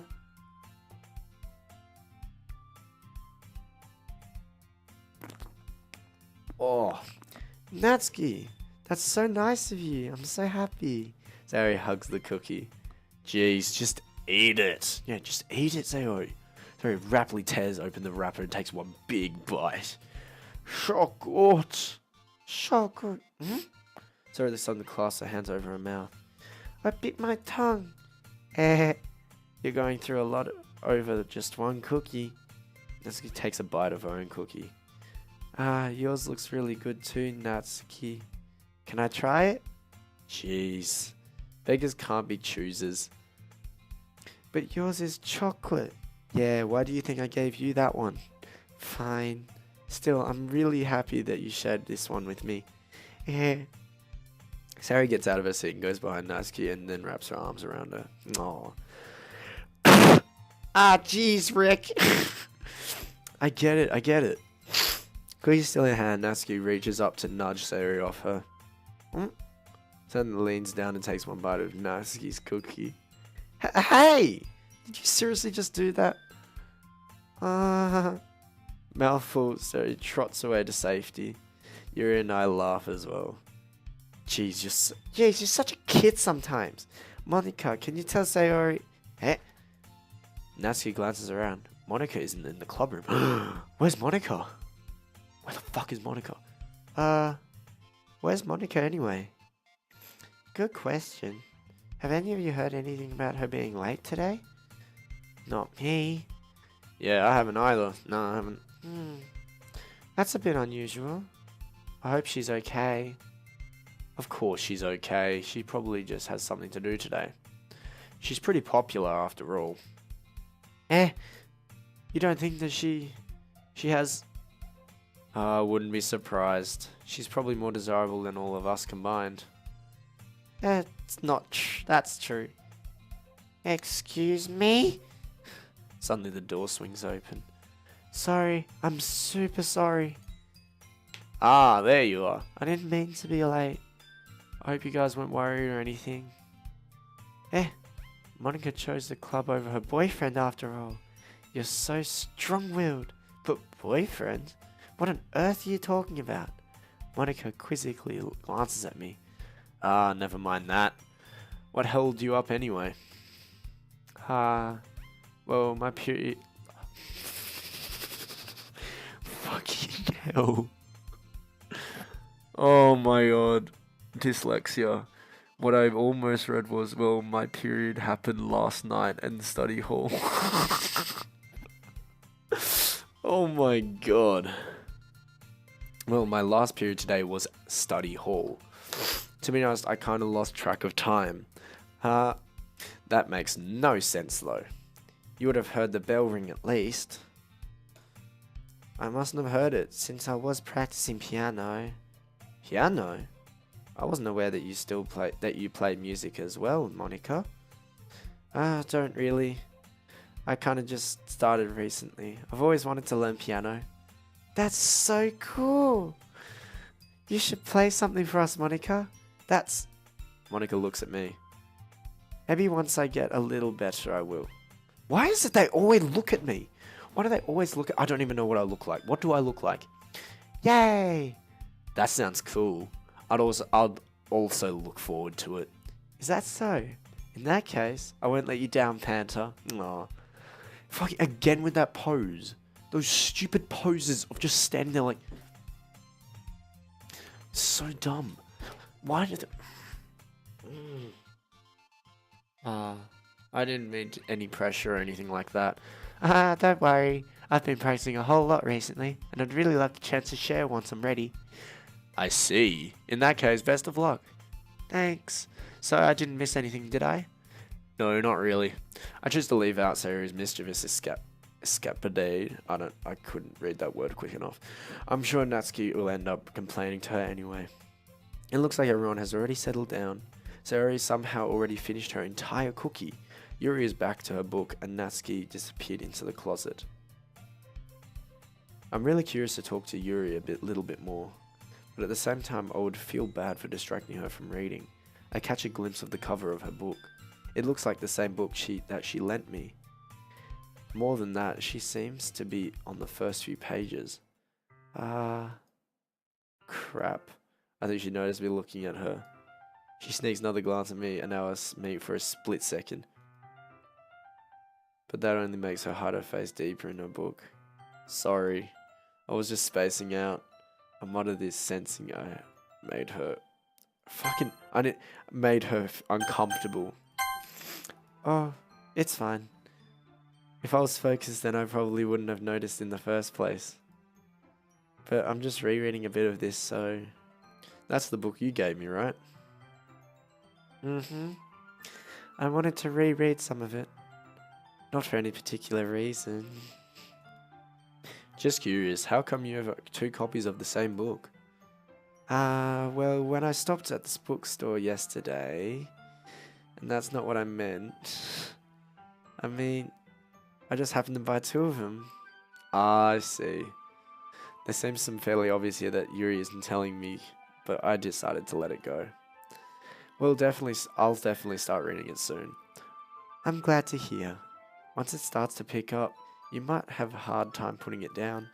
It's a very engaging and relatable story. Is that so? What's it about anyway?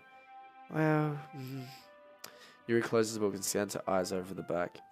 The book is titled Portrait of Markov.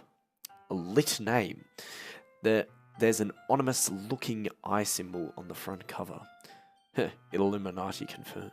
Alright, I just wanted to make sure I don't accidentally give anything away. Basically, it's about this girl in high school who moves in with her long-lost younger sister. But as soon as she does, save. Okay, good. Alright, just making sure.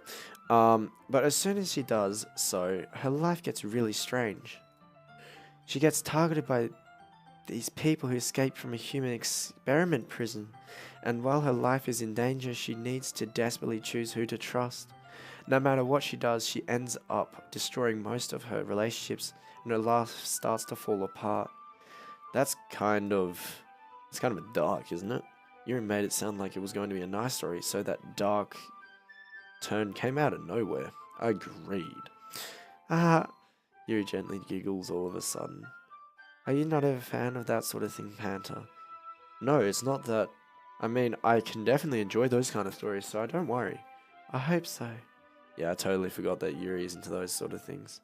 She's so shy and reclusive on the outside, but her mind seems to be completely different. It's just that those kinds of stories, they challenge you to look at life from a strange new perspective. When horrible things happen, not just because someone wants to be evil, but because they have their own goals or their own philosophy that they believe in. Then suddenly you thought you related to the protagonist. They're made out to be the naive one for letting their own one-sided morals interfere with the villain's plans. I'm rambling, aren't I? Not again. I'm sorry. Hey, don't apologize. I haven't lost any interest or anything. Well, I guess it's alright then, but I feel like I should let you know that I have this problem when I let things like books and writing fill my thoughts. I kind of forget to pay attention to other people, so I'm sorry if I end up saying something strange. And please stop me if I start talking way too much. I really don't think you need to worry. That just means you're passionate about reading. The last thing I can do is listen. It's a literature club after all. That's true. In fact, I might as well get started reading it, right? You don't have to. What are you saying? Just a moment ago you said you were looking forward to it. Let me just get the book. I quickly retrieved the book that I had put into my bag. Alright, it's fine. If I sit here, right? I slipped into the seat next to Yuri's. Yeah. Are you sure? You seem a little apprehensive. I'm sorry. It's not that I don't want you to, it's just something I'm not very used to. That is reading in company with someone else. I see. Well, just tell me if I end up distracting you or anything. Alright. I open the book and start reading the prologue. I soon understand what Yuri means about reading in company. It's as if I can feel her presence over my shoulder as I read. It's not a particularly bad thing, but maybe a little distracting, but the feeling is somewhat comforting. Yuri is in the corner of my eye. I realize that she's not actually looking at her own book. I glance over. It looks like she's reading from my book instead. Sorry, I was just... Yuri, you really don't have to apologize a lot, don't you? I do? I don't really mean to. Sorry. I mean... Yeah, this should work, right? I slide my desk up until it's up against Yuri's, then hold my book more between the two of them. Nailed it! Dude, this dude is fire! I suppose so. Yuri timidly closes her own copy.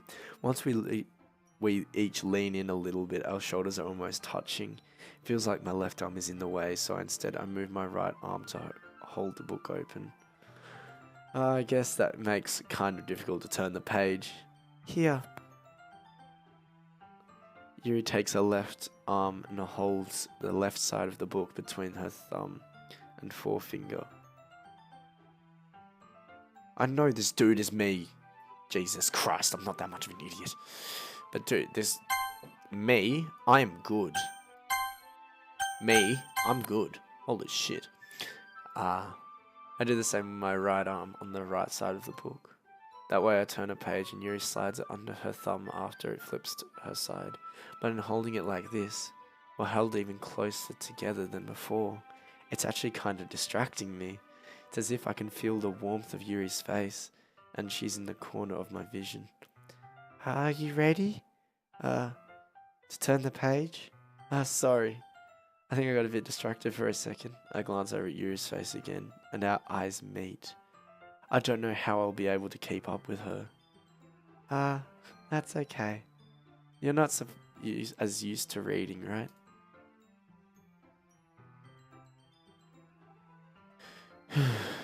I don't mind being patient if it takes you a bit longer. It's probably the least I can do since you've been so patient with me. Yeah, thanks. We continue reading. Yuri no longer asks me if I'm ready to turn the page. Instead, I just assumed that she finishes the page before me, so I turn it by my own volation. God Christ, these words. We continue the first chapter in silence. Even so, turning each page almost feels like an intimate exchange. My thumb's gently letting go of the page, letting it flutter to her side as she catches it under her own thumb. Hey Yuri. This might be a silly thought, but the main character kind of reminds me of you a little bit. You think so? How does she? Well, I guess she's more blunt in a lot of ways. But she also second guesses a lot all the things that she says and does. Like she's afraid she'll do something wrong. It's not like I can see into your head or anything, but they're kind of reminiscent of some of your mannerisms. Whoa! I see. Yuri remains silent for a moment. But Panta, that's probably a terrible thing to have in common with her. Oh, that's so embarrassing that you think that. Wait, I didn't mean in a bad way or anything.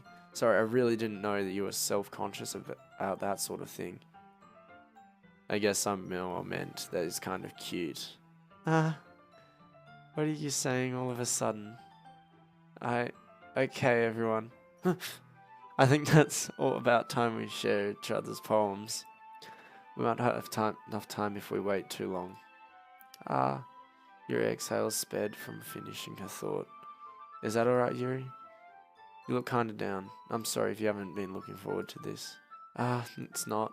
It's fine. Yuri releases her hand from the book, causing it to close on top of my thumb. Alright, I guess I'll do some more reading tonight. Would you prefer I only read it with you? I guess I don't have too much of a preference either way. In that case, I'll read a little more tonight. It'll be more fun to read with you after it picks up a bit, you know? That's good reasoning. In that case, feel free to finish the first 2 chapters in your own time. Alright. I stand up. I make my mental note of where I left in the book and then slip it back into my bag. Holy shit. Now, it was meant for Yuri. So let's start with Natsuki again. I liked your last one better. Really? Oh yeah, I can tell you're a little more daring with this one. But you're really not good enough for that yet. It fell flat. That may be true, but I just wanted to try something different. I'm still figuring this all out. I mean, I always like your poems that aren't trying too hard. I hate when people try to sound fancy or adding more meaning just by using annoying and complicated language. Just make it simple, cute, and to the point. Yuri's head over heels for all this stuff, but I see right through that BS. Ha ha! Make sure your reader looks so hard for all this deep meaning, it's just an excuse to have no meaning at all. I guess that's one way to look at it. Well, everyone has their own opinion, but my opinion is the best. I'm sure you figured that out already. Anyway, here's my poem. Maybe you'll learn something. Holy shizamoly, this is long. Amy likes spiders.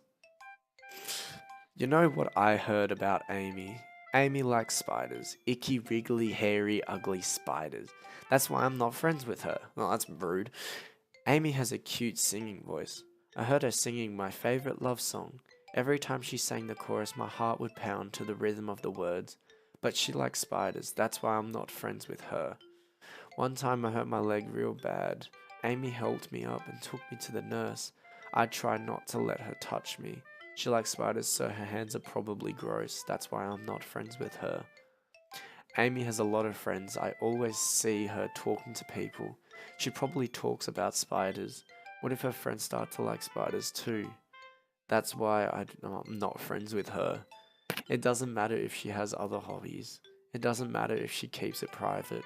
It doesn't matter if it doesn't hurt anyone. It's gross, she's gross, the world is better off without spider loves. I'm gonna tell everyone. Not bad, right? It's quite a bit longer than yesterday's. Yesterday's was way too short. Yeah, I was just warming up. I hope you didn't think that was the best I could do. No, of course not. Anyway, the message is pretty straightforward in this poem. I doubt I have to explain it. Sometimes you can explain complicated issues with much simpler analogies.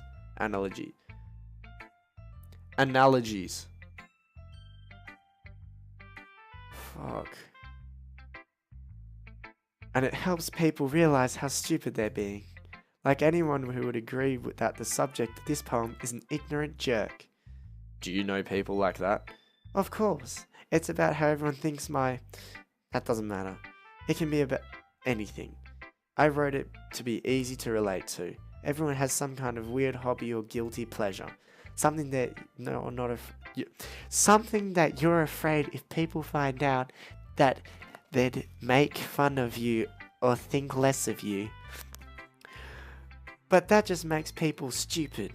Who cares about what someone likes as long as they're not hurting anyone and it makes them happy? I think people really need to learn to respect others for liking weird things. Well, you're definitely right. At least I can relate to that. And I'm sure a lot of other people can too. It's what I do best, after all. I don't like writing unless there's a good message to take away from it. Like conveying emotions, it is important, but I want to make people think, not just feel. Remember that. I'm going to write a good one for tomorrow too, so look forward to it. Not a fucking another poem I have to write. Alright, we'll go to Munika. Oh, fuck me. Not that. That was just a good. Hi, Panda. How's the writing going? Alright, I guess. Alright, I guess. I'll take that. As long as it's not going bad. I'm happy that you're applying yourself.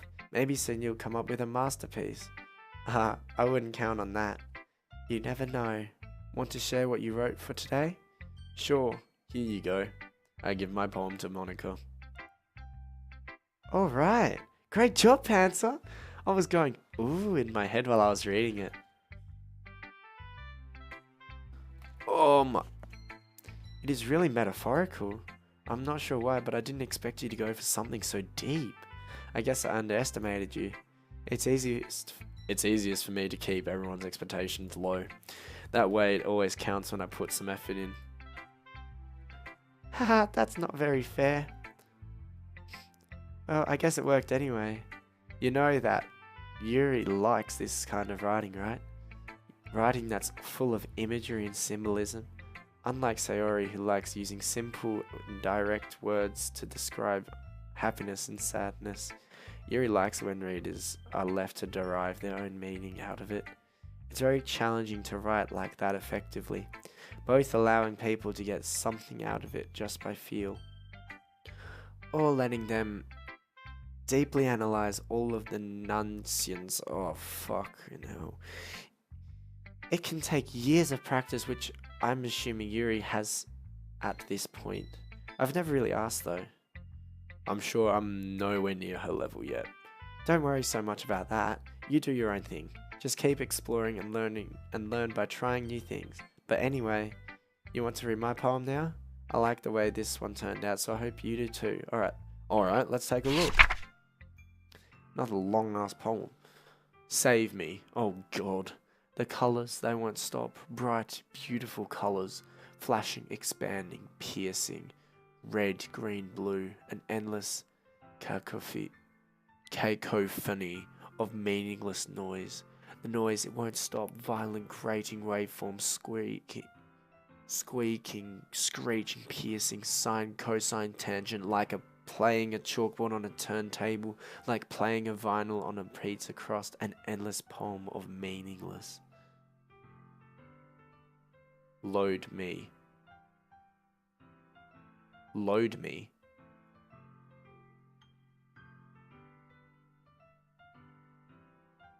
Load me. How do I... Oh my god, that's fucking depressing. It's even more abstract than your last one, huh? Haha, I guess it's just the way I write. I'm sorry if you don't like it. No, I never said that. It's just the kind of thing I've never really seen before, I guess. I kinda like playing with my space and paper.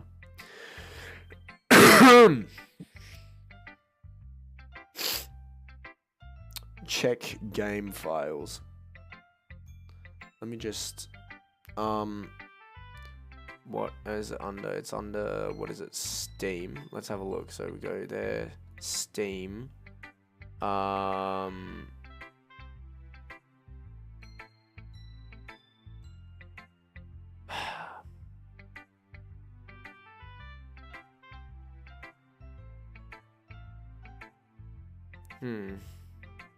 Now if we open up Steam real quick, we'll just open up Steam and we'll go to library. That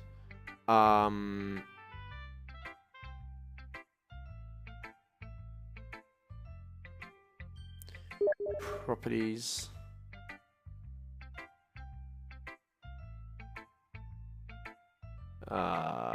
Let's have local files. Browse local files.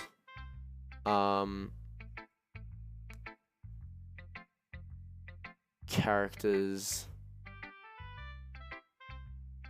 God, how can you know it? Log.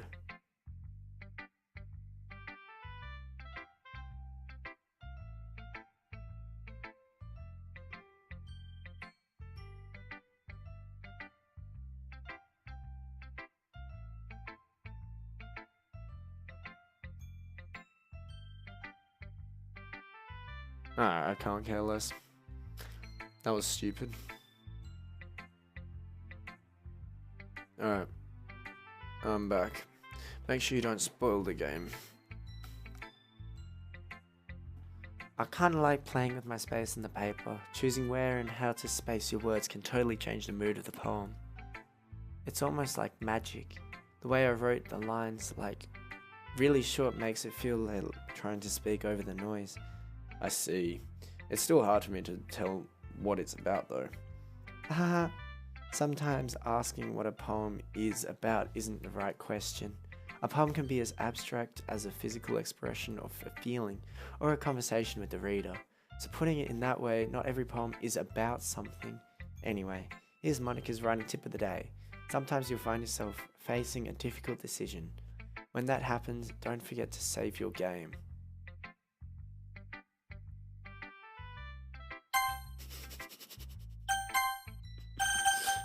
Ha ha ha. You never know when you might change your mind, or when something unexpected might happen. Wait, is this tip even about writing? What am I even talking about? Haha, that's my advice for today. I have to agree. Make sure you save your games. Thank you for listening. We'll go to you, Sayori. You leave Yuri last. Oh. Ooh, I like this one, Panther. There's some nice feelings in it.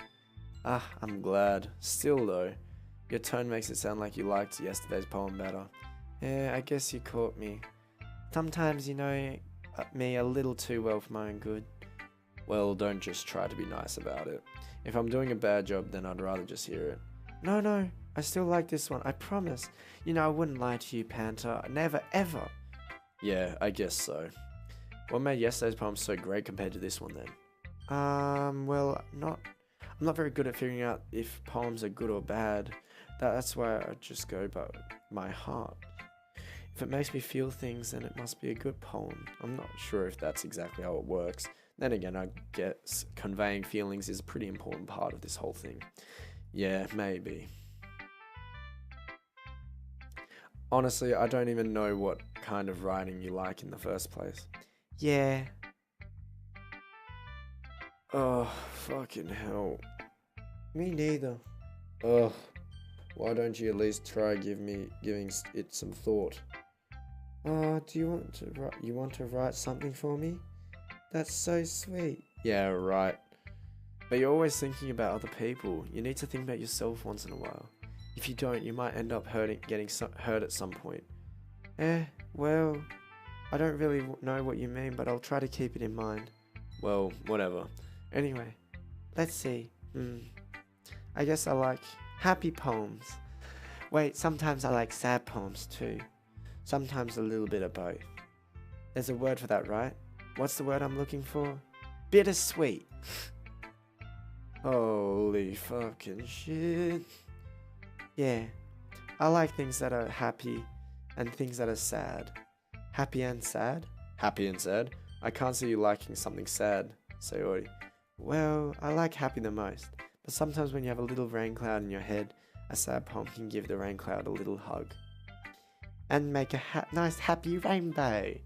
Sayori, that's unexpectedly poetic. Is it? It is? Maybe I'm getting better at expressing my feelings after all.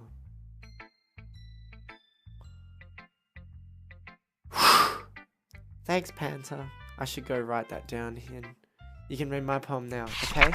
Oh my god, what is it with such huge poems? Bottles. Is there a way I should be reading this poem? Do you want to try a voice or some shit? Oh my god. Alright. I pop off my sculpt like the lid of a cookie jar. It's the secret place where I keep all my dreams. Little balls of sunshine all rubbing together like a bundle of kittens. I reach inside with my thumb and forefinger and pluck one out. It's warm and tingly, but there's no time to waste. I put it in a bottle to keep it safe, and I put the bottle on a shelf with all the other bottles. Happy thoughts, happy thoughts, happy thoughts in bottles all in a row. My collection makes me lots of friends, each bottle of starlight to make amends. Sometimes my friend feels a certain way, down comes a bottle to save the day. Night after night, more dreams, friend after friend, more bottles, deeper and deeper my fingers go. like exploring a dark cave, discovering the secrets hiding in the nooks and crannies, digging and digging, scraping and scraping. I blow dust off my bottle caps. It doesn't feel like time elapsed. My empty shelf could use some more. My friends through my locked front door. My friends look through my locked front door. Finally, all done, I open up and in come my friends. In they come in such a hurry. Do they want my bottles that much? I frantically put them from the shelf one after the other, hold them out for each and every friend, each and every bottle. But every time I let one go, it shatters against the tile between my feet. Happy thoughts, happy thoughts, happy thoughts, and shards all over the floor. They are supposed to be for my friends who aren't smiling. They're all shouting, pleading, something. But all I hear is echo, echo, echo, echo inside my head. Holy crap. So, did you really write this? Of course I did. Didn't I tell you yesterday I was going to write the best poem ever? Yeah, but I mean, I didn't expect something like this coming from you. Monica taught me a whole lot, and I've been really in touch with my feelings recently. I see that. It's almost kind of creepy. Creepy? Well, not exactly. Maybe because I'm so used to you being cheerful. Well, never mind. I'm thinking way too hard about this. Point is, it came out good, so you should be proud of it. Aw, thank you. I feel like I was meant to express myself this way. It even helps me understand my own feelings a bit better. Writing is like magic. You've gotten pretty passionate about this, huh? I hope you keep it up. Yeah, writing's the best. I'm gonna keep writing until I die. Haha, don't get ahead of yourself. Sarah's always had a habit of getting obsessed with something before dropping it no more than a week later. I wonder if this is one of those times. But seeing the passion in her eyes makes it hard for me to be so pessimistic. Oh, Yuri. Here we go. Let's see what you've written for today. Oh. Oh, that little mouth movement right there. Yuri stares at the poem with a surprised expression on her face. Do you like it?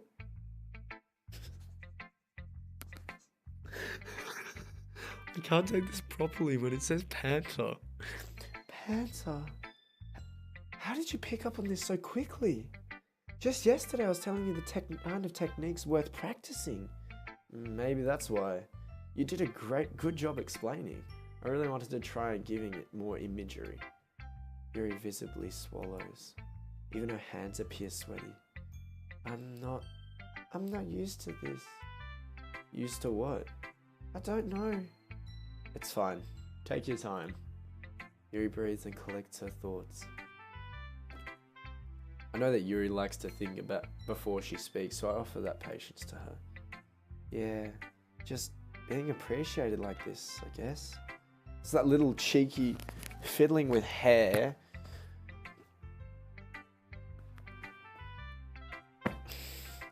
It probably sounds really stupid, but seeing someone motivated by my writing, it just makes me really happy. Are you saying you've never shared your writing before? Yuri nods.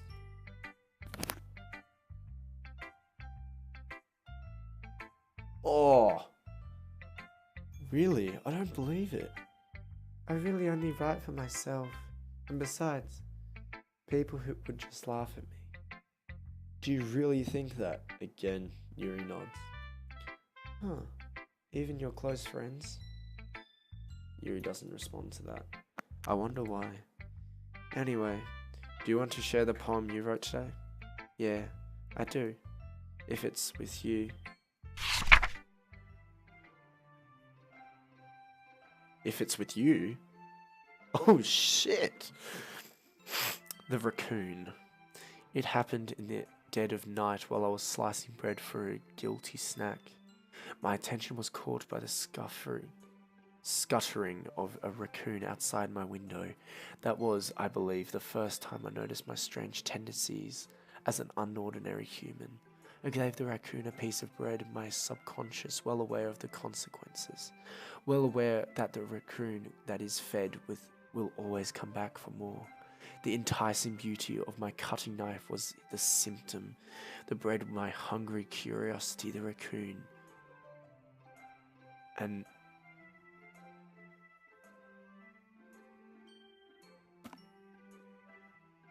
an age? Yeah, I think that's it. I think that says wage. No, wait. No, an age. An egg. I don't know. The moon increments its phase and reflects that much more light of my cutting knife. The very same light that glistens in the eyes of my raccoon friend. I slice the bread, fresh and soft. The raccoon becomes excited. Perhaps I'm merrily projecting my emotions onto the newly satisfied animal. The raccoon has taken to following me. You could say that we've gotten quite used to each other. The raccoon becomes hungry more and more frequently, so my bread is always handy. Every time I brandish my cutting knife, the raccoon shows me its excitement. A rush of blood, classic Pavlovian conditioning. I slice the bread and feed myself again. Jesus Christ. I was a little more daring with this one than yesterday's. I can see that. It's a lot more metaphorical. I don't know if it's my fault, but I can't begin to imagine what this poem is about. That's right. It's a bit closer to my preferred writing style, using the poem as a canvas to express vivid imagery and conveying emotions through them. Yeah, if I take it as at face value, then I can't even figure out what it's supposed to mean. Well, I think it's something to do that different people can relate to their... Fuck, I didn't read it fast enough. To their own way, in their own way. Okay, in their own way. I'm just gonna save this real quick. In their own way. I wanted to express the way it feels for me to indulge in my unusual hobbies. It's those sort of things I'm usually forced to keep to myself, so I sometimes enjoy writing about them. Huh, that's funny. Didn't Ski also write something about that? About someone being ridiculed for a strange interest? She did? Yeah. She was talking about how it doesn't matter what you're into as long as you're not hurting anybody. She's right. I mean, does she really feel that way? Yeah. Sounds like you two have that in common. That's interesting. To me, she seemed like the kind of person who would make fun of my hobbies, but I suppose that's my fault for judging, isn't it? Please don't tell her I said that.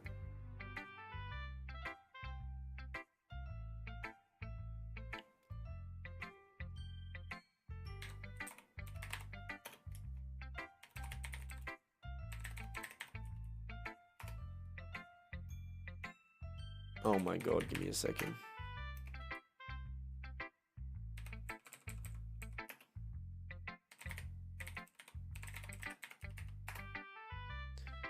Alright. Don't worry, I have no reason to. Okay.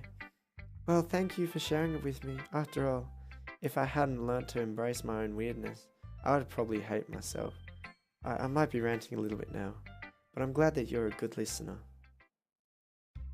Okay, everyone. We're all done reading each other's poems, right? I have something extra planned for today, so if everyone could come sit to the front of the room. Is this about the festival? Well, sort of. Do we really have to do something for the festival? It's not like we can put together anything good in just a few days. Well, it just ended up embarrassing ourselves and getting any new member. That's a concern of mine as well. I don't really want to really do well with last minute preparations. Don't worry so much. We're going to keep it simple, okay? We don't need much more than a few decorations. Zoe has been working on posters. I've designed some pamphlets we can give out during the event. Okay, that's great and all, but that doesn't really tell us what we're actually going to do for the event. Sorry, I thought you were dirty about it. We're going to be performing. Performing? Monica? Yeah, we're going to have a poetry performance. Each of us are going to choose a poem to recite during the event. But the cool part is we're also going to let anyone else come up and recite poems too. Zoe's putting it on all the posters in case anyone who wants to prepare ahead of time. Sayori, who's been colouring posters, holds it up for us to see. Are you kidding me, Monica? You didn't already start putting those posters up, did you? Oh. Yeah, well, I did. Do you really think it's that bad of an idea? Well, no, it's not a bad idea. But I didn't sign up for this, you know. There is no way I'm going to be performing in front of a group of people like that. Yeah, she doesn't. No, she doesn't want to either. Yuri doesn't. I agree with Natsuki. I could never, in my life, do something like that. Imagining it, Yuri shakes her head in fear. Guys, no, Sayori. I understand where they're coming from. Remember that Natsuki and Yuri have never shared their poems with anyone until just a couple of days ago. It's a lot to ask for them to recite their poems out loud to a whole room full of people. I guess I kind of overlooked that. So, I'm sorry. But I still think we should give it our best. We're the only ones responsible for the fate of this club. If we start the event and each put on a good performance, then it will inspire others to do the same. And the more people who perform, the better we'll be able to show everyone what literature is about. Yeah, it's all about expressing your feelings, being intimate with yourself, finding new horizons, and having fun. That's right. And it's those reasons that we're all in this club today. Don't you want to share that with others? To inspire them to find the feelings that brought you here in the first place? I know you do. I know we all do. And if all it takes is standing in front of the room for 2 minutes and reciting a poem, then I know you can do it.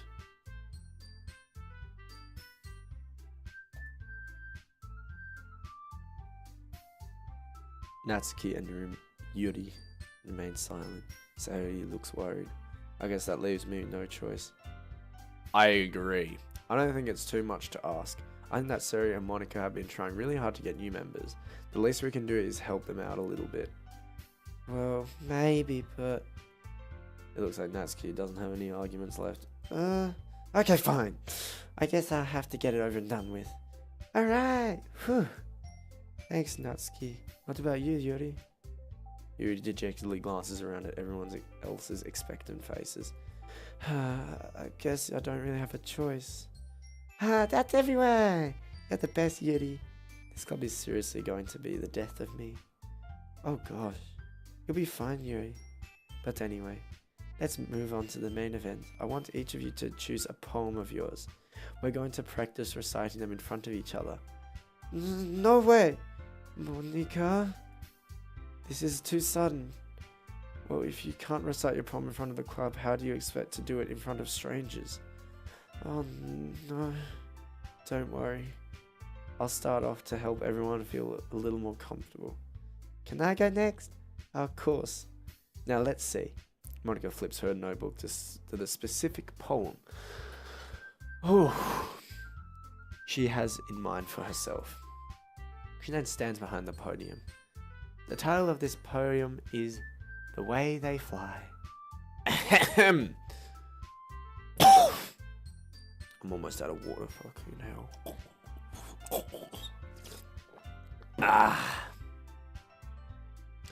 Monica begins reciting her poem. Her clear, confident voice fills her... Oh, thank God I don't have to read it. More than that, her inflection is pristine. She knows exactly how to apply emotion behind each line she recites, bringing the words to life. Is this something she's done before, or is she simply a natural? I glance around me. Everyone has their eyes on Monica. Sayori looks amazed. Yuri has an intense expression on her face that I don't understand. Finally, Monica finishes the recitation. The four of us applaud. Monica takes a breath and smiles. That was so good, Monica! Thank you very much. I was just hoping to set a good example. Are you ready to go, Sayori? I'll go next. What? Yuri's fired up all of a sudden? Yuri clutches a sheet of paper between her hands and stands up. Keeping her head down, she walks quietly over to the podium. This poem is called... Yuri anxiously glances at each of us. You can do it, Yuri. It's called After Image of a Crimson Eye. Yuri's voice shakes as she starts reading the poem. Just a moment ago, she practically refused to do this. Why is she suddenly putting in so much effort? As Yuri gets past the first couple of lines, her voice changes. It's almost like what happened when Yuri gets absorbed into her books. Her quivering words transform into the sharp syllables of a fierce and confident woman. And the poem is full of twists and turns in its structure that she enunciates with perfect timing. This must be a rare glimpse into the whirling fire Yuri keeps concealed inside her head. Suddenly she finishes. Everyone is stunned. Yuri snaps back into her reality and glances around herself as if she bewildered even herself. It's up to me to save the situation. I'm the first to start applauding. Everyone joins me afterward and we give Yuri the recognition she deserves. It's not that we didn't want to applaud for her, but we were caught so off guard that we must have forgotten. As we applaud, Yuri holds her poem to her chest and rushes back into her seat. That was a quick-ass dash across the screen. Holy fuck. Yuri, that was really good. Thank you for sharing. Looks like Yuri is down for the count. Okay, I guess I'm next then. Seiyu hops out of the chair and cheerfully walks up to the podium. This one's called My Miado. Sorry, I giggled. Sayori. It's a lot harder than I thought. That's what she said.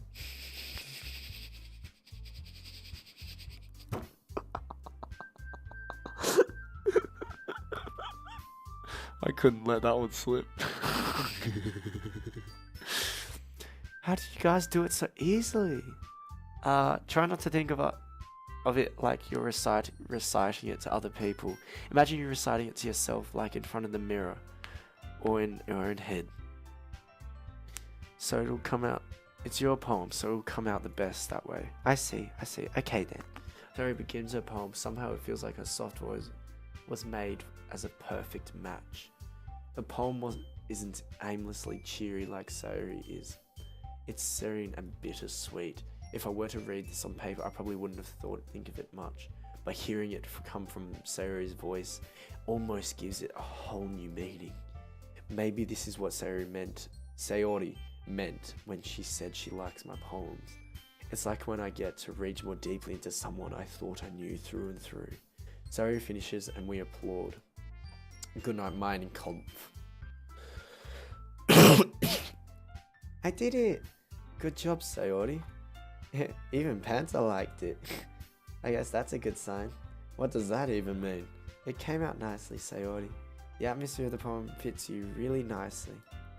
But it might be that other poems wouldn't work quite as well with that kind of delivery. Yeah, I don't really understand.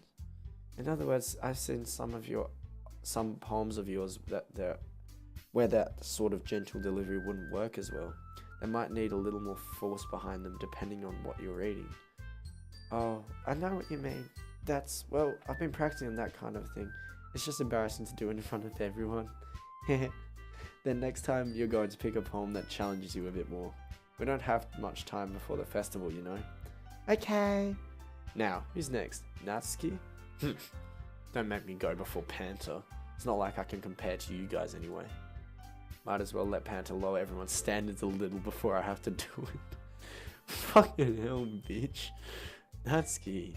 It's fine. I might as well get it over with. But it's not like I have much of a selection of what to read. I'll just go with what I wrote for today. I stand up in front of and step in front of the poem. Everyone has their eyes on me, making me feel terribly awkward. I recite my poem. Since I'm not exactly confident in my own writing, it's hard to put energy into it. Despite that, once I finish, I receive applause anyways. Sorry, I'm not really as good as everyone else. Don't worry about it so much. Fuck. Well, let's just hang on. No. Return. Save. There. Yes. That's better. Okay. Just wanted to make sure. Don't worry about it so much.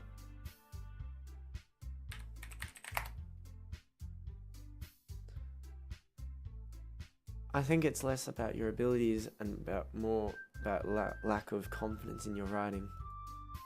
That's something that you'll improve over time, though. Yeah. Yeah, maybe. Alright then. That just leaves you, Natsuki. Yeah. I'm going. Natsuki begrudgingly. Oh my fucking god. Begrudgingly.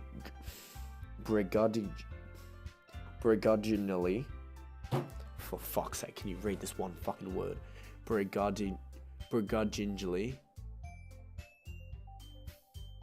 You know what? I'm gonna.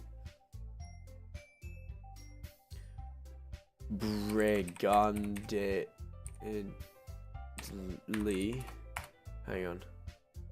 I need to see how this is spelled.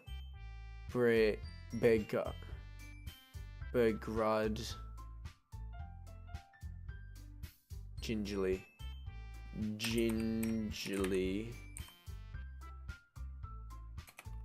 I need to know what this word is. Alright, that's close enough spelling.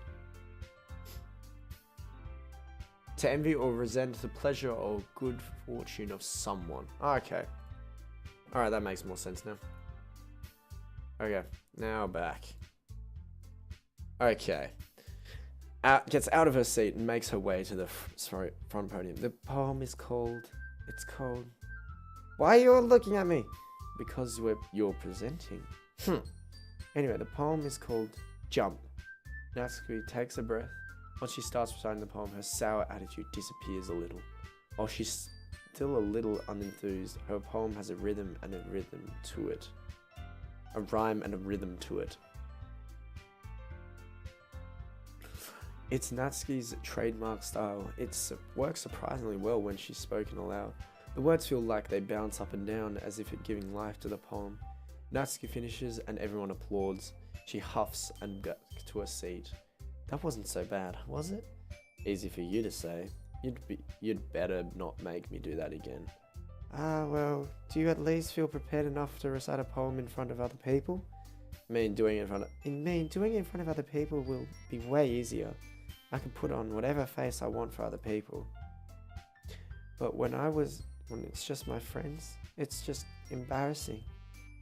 That's a surprise, Natsuki. I think it would be the other way round for me.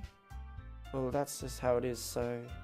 Well, I guess in that case, you won't have much to worry about the festival. That said, I want to thank everyone for coming through. It might be hard, but I hope that you all have an idea of what it's like now. Make sure you pick a poem and get enough practice before the festival, okay? I'll be making pamphlets, so let me know ahead of time what you'll be reciting. Jeez, I should probably find some other poems to recite instead. That's fine too. It doesn't have to be your own. I'm already pleasantly surprised that you're putting in all of this effort for the club. Again with that fucking pose. Oh my god. It makes me really happy. Yeah, no problem. Okay everyone, I think that's about it for today. I know the festival's coming up, but let's try to write poems for tomorrow as well. It's been working out really nicely so far, so I'd like to continue that. As for the festival, we'll finish planning tomorrow, and then we'll have the weekend to prepare. I'm almost reached the weekend. Monday's the big day. I can't wait. I can do this. Alright. I stand up. There's no way I'll be able to find the same enthusiasm as Sorority and Monica, but I'll do my best to get through it. If it's for the sake of the club, and I'm impressing Monica, then I'll have to do my best. Ready to go, Sayori? Yep. Look at you two always going home together like that. It's kind of adorable, isn't it? Jeez, guys, don't make it sound such like a big deal. It must be a little nice, though. Well, how am I supposed to respond to that? It's okay, Panther, you don't have to say it. Whatever, let's go already. Oh, and we're back walking. I walk home with Sayori once more. Even though it's only been a few days, a lot of things have already changed.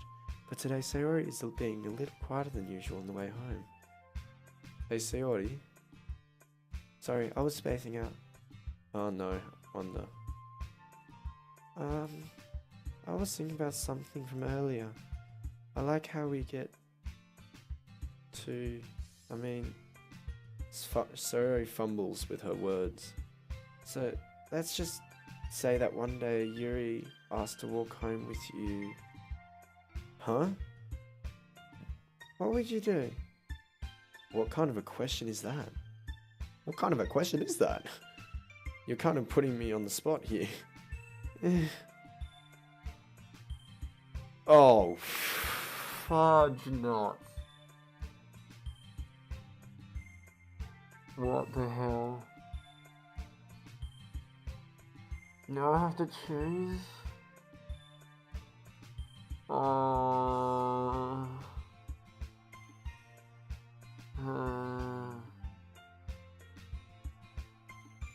I'm just gonna save it here. I'm just gonna save right there. Yeah. Okay. And I'll start. Alright.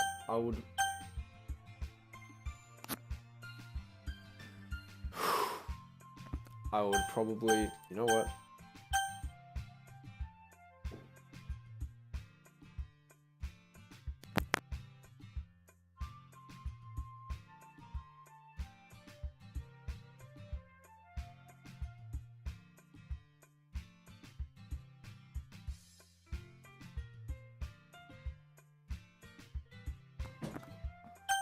Alright, you know what?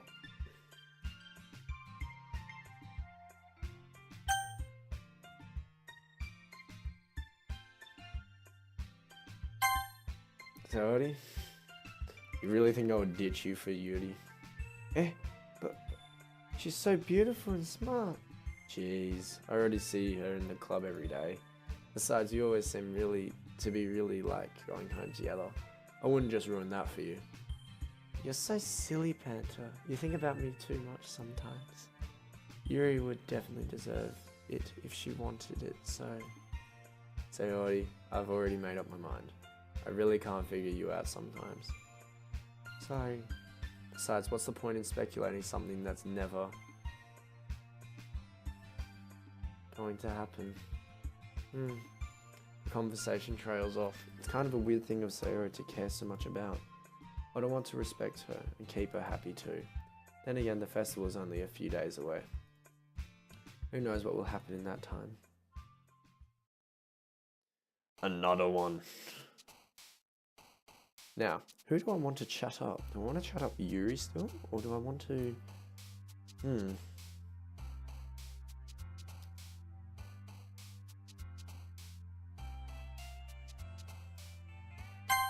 Yeah, we'll just do this. Beauty, atone. We've got a bit of both. Kiss. Oh, that's fucking... boot, promise, covert. Quest.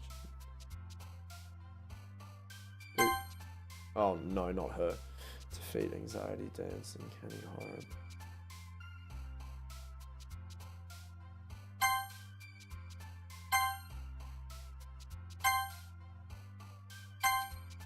Spinning rain cloud, death. What the fuck? Jesus Christ.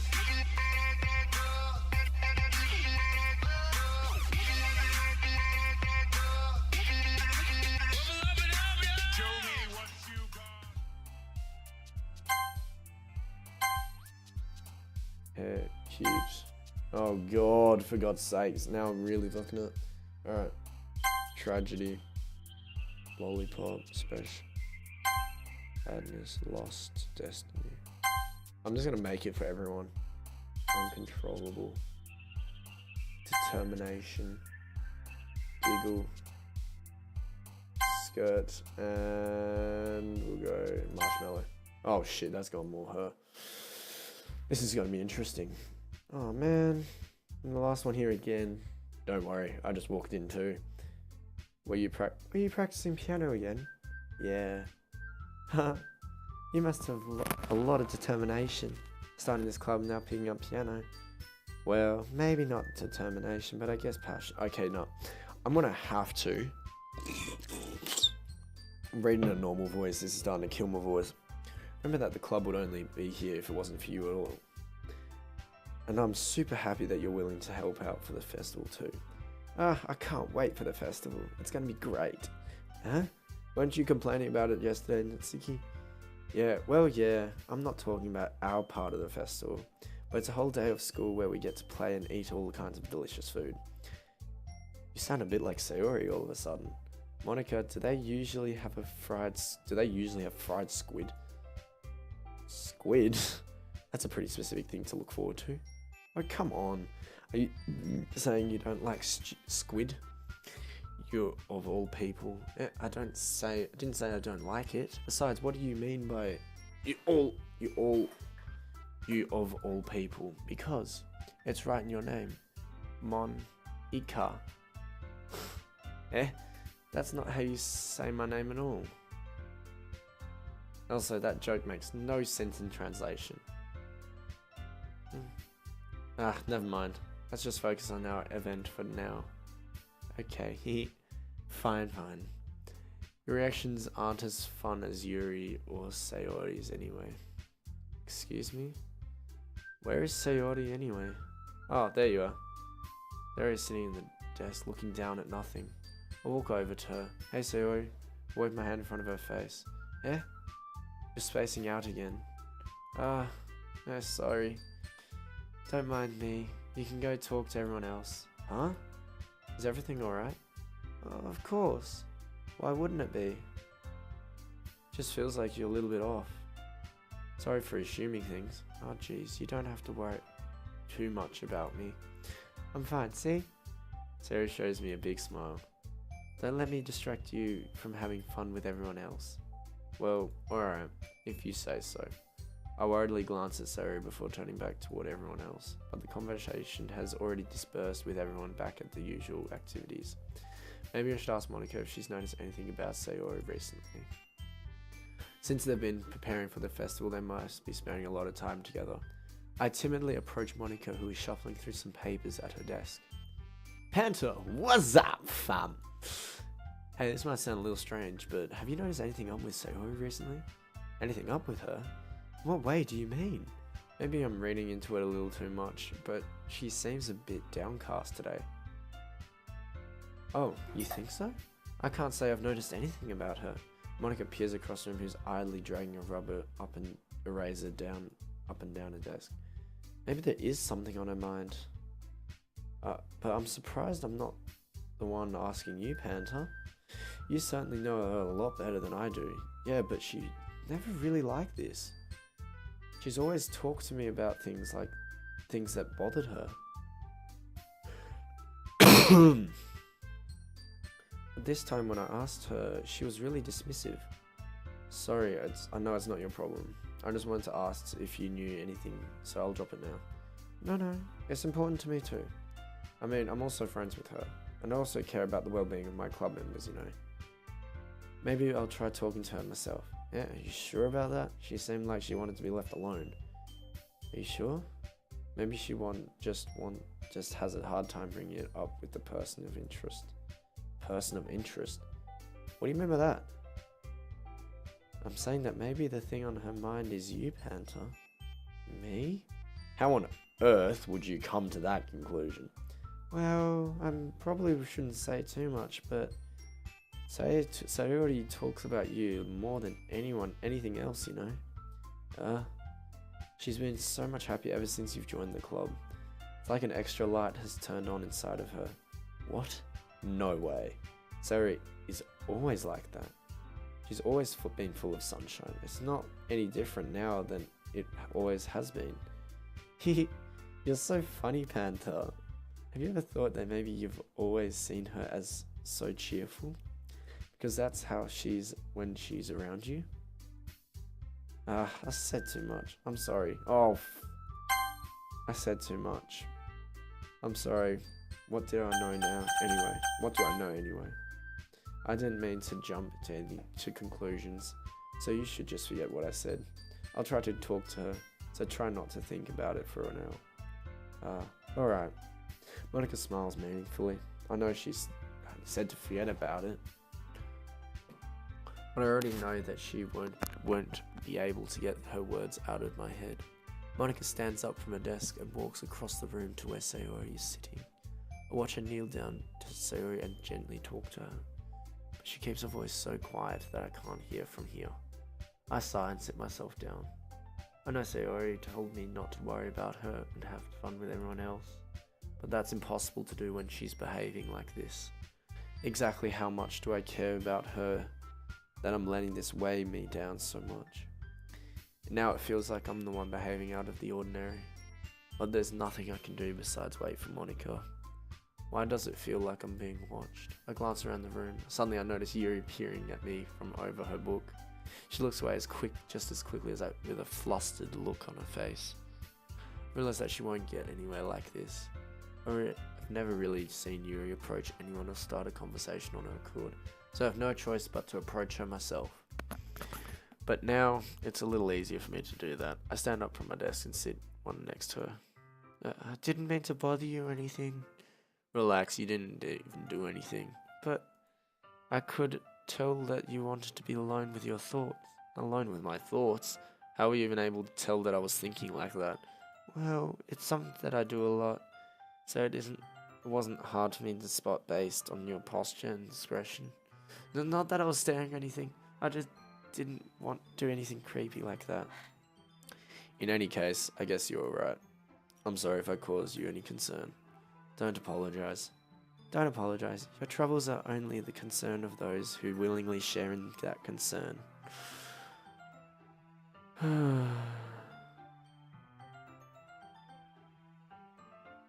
Of course. There are certainly those who find the most comfort in keeping to themselves. But if you would prefer to share what's on your mind, then I would be glad to listen. It's not really that big of a deal. I was just feeling a bit uneasy about Sayori. Sayori? Yeah, she seems a little off today, but when I asked her about it, she didn't want to admit it to me. So I can't help but wonder if something's happened to her. Well, that's quite romantic. Huh? Sorry. I didn't mean to say something stupid. It's not that. I just didn't want you to misunderstand. Sarah and I have been just friends for a long time, that's all. I see. Then perhaps it is unusual for her to be dismissive to you about her feelings. Or maybe I'm just reading into it a bit too much. Panther. The world is full of meaning, often hidden deep beneath plain sight. And there are many untold mysteries behind every person, no matter how well you may know them. So you think there might be something behind it after all? I think that Sayori is a very complex person. Her mannerisms on the outside don't always match what may be going on inside her head, and she may not always know what she wants. I notice her strange behavior today too, and I also feel some concern for her. But in your case, it looked like she was fully occupying your thoughts, wasn't she? Well, I guess that was the case. Sayori, she really means a lot to you, doesn't she? I guess. But you don't need to put that away. We're just good friends, that's all. Yuri-san looks deeply into my eyes. Her expression is gentle and curious, as if she's searching for something. Embarrassed, I avert my gaze. Sometimes, a person's mysteries are untold even to themselves. And told as someone honest and caring may uncover feelings you weren't aware were in you. That is, I think that she would be a very fortunate person to have you feel that way about her. Yuri, you're giving me way too much credit. I'm a pretty simple guy, so I think I'm pretty good at understanding my own feelings. I'm not nearly as sophisticated as you. That's not a compliment, is it? It is what it is. Anyway, as long as we're here, we don't need to do... why don't we do some reading? Well, as long as you're okay with it. Yeah. I should be taking my mind off this whole thing anyway. Okay, everyone. After some time passes, Monica calls out to the club room. Why don't we share our poems now? Before I know it, everything is back to normal. Everyone goes to retrieve their poems and I do the same. I make eye contact with Monica and she smiles at me. Wonder what she was talking about with Sayori. So talk to Monica first then. Hi, Panther. Have you thought about what you're going to submit to the perform at the festival? Well, being in this club is one thing, but performing in front of a bunch of people, I'll have to give it some more thought. Okay, no pressure. But whatever you do, I'm sure it will turn out great. It would also make me happy to see.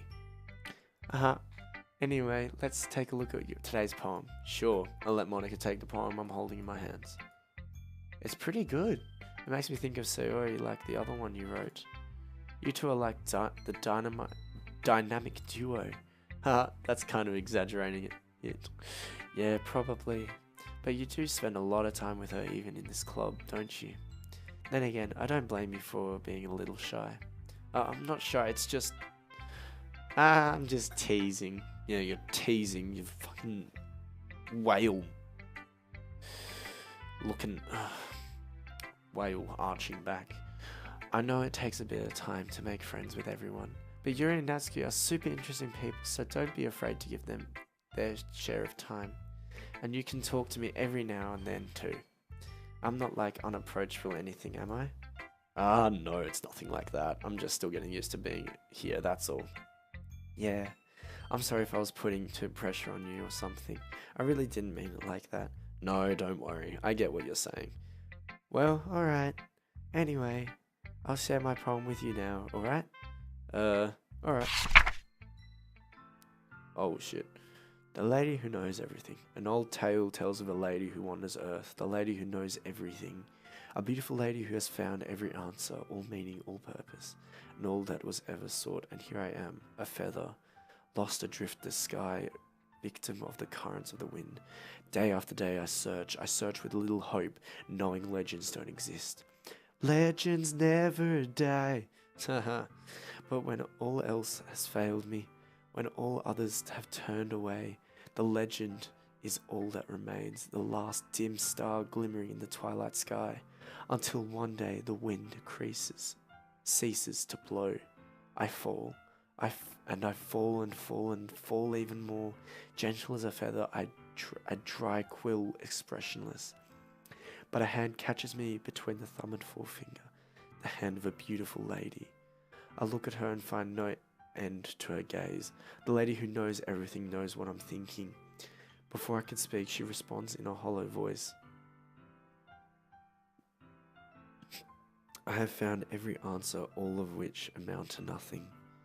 There is no meaning, there is no purpose, and we seek only the impossible. I am not your legend. Your legend does not exist. And with a breath, she blows me back afloat, and I pick up a gust of wind. You know, I feel like learning and looking for answers are the sort of things that give life meanings. Not to get too philosophical or anything, but it was kind of on my mind, so that's what I wrote about. I see. I never really put much thought into it. In a way, it's kind of paradoxical. Because if we had all the answers, wouldn't the world start to lose its meaning? You know, there's one thing I noticed. It seemed like everyone in the club prefers writing about the things that are sad, more sad than happy. Huh, you surprised? I mean, if everything was okay, we wouldn't really have anything to write about, would we?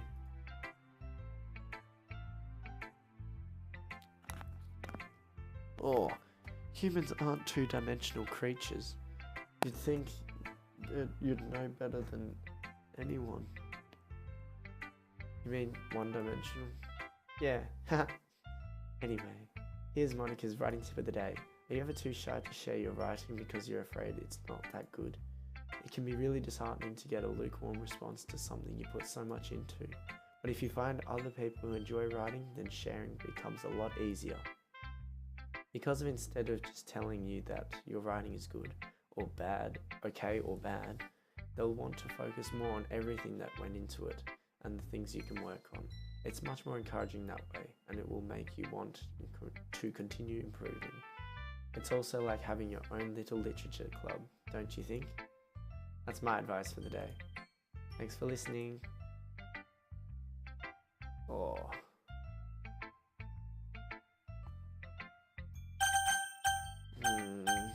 No excuse. This one's alright. Alright. Well, yeah, it doesn't blow me away. But there's nothing I really hate about it. It's not that really my style. I mean, it's fine. Come to think of it, this kind of reminds me of Sayori's poem from yesterday. You think so? Yeah, well, I guess if you've been friends with her for so long, you might be on the same wavelength. But you never really struck me as her type. Sayori has a type all of a sudden. Well, I don't know. But honestly, how can someone so fluffy spend so much time with someone like you? It's like she's dragging around a dead weight. That was a little unnecessary. But think of it this way. If it weren't for me, she would probably just fly away like letting go of a balloon. You could say we take care of each other in our own way. Whatever it is, I don't get it. Oh yeah, I'm supposed to show you my poem. Here. Holy Jesus. I'll be your beach. Your mind is so full of troubles and fears that diminish your wonders over the years. But today I have a special place, a beach for us to go to. A shore reaching beyond your sight. A sea that sparkles with brilliant light. The walls in your mind will melt away before the sunny glow. I'll be the beach that washes your worries away. I'll be the beach that you daydream about each day. I'll be the beach that makes your heart leap in a way that you thought had left you long ago. Let's bury your heavy thoughts in a pile of sand, bathe in sunbeams and hold my hand. Wash your insecurities in the salty sea and let me see you shine. Let's leave your memories in a footprint trail. Let's set you free in my windy sail. And remember the reasons you're wonderful. When you press your lips to mine, I'll be the beach that washes your worries away. I'll be the beach that daydream about each day. I'll be the beach that makes your heart leap in a way you thought I had left you long ago. But if you had left me by your side, your beach, your own escape, you'll learn to love yourself again. Yeah, I felt like writing about negative things, so I wanted to write something about a nice message for once. Besides, the beach is awesome. Kinda hard to write about anything negative about the beach. So you decided to write about the beach first, and then came up with the message later? Yeah, well, it's only because of what happened yesterday. I mean, after Yuri and I realized we kind of wrote this about the same thing, she wanted to pick a topic and have us both write about it, or whatever. You can see you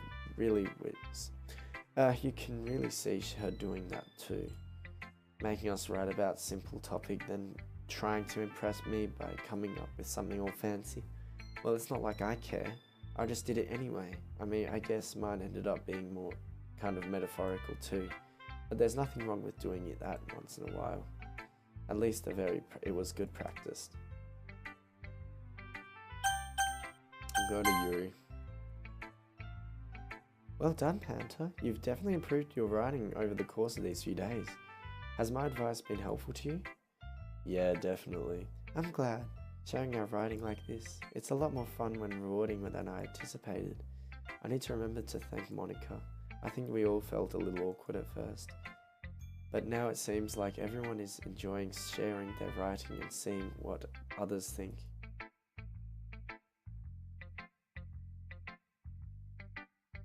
I guess I can't really disagree. I was afraid this whole thing would be a chore, but it's a great way for me to spend some personal time with all the girls in the club. But it's been fun getting to know everyone and their writing, and I guess doing some writing myself. Well, have you learned anything about yourself, Panther? Well, I like to say that writing is a very personal way to get in touch with yourself. In the end, it doesn't matter if you're a good writer or a bad writer. And even my opinions are just opinions, As always, I believe what's most important is exploring and discovering yourself.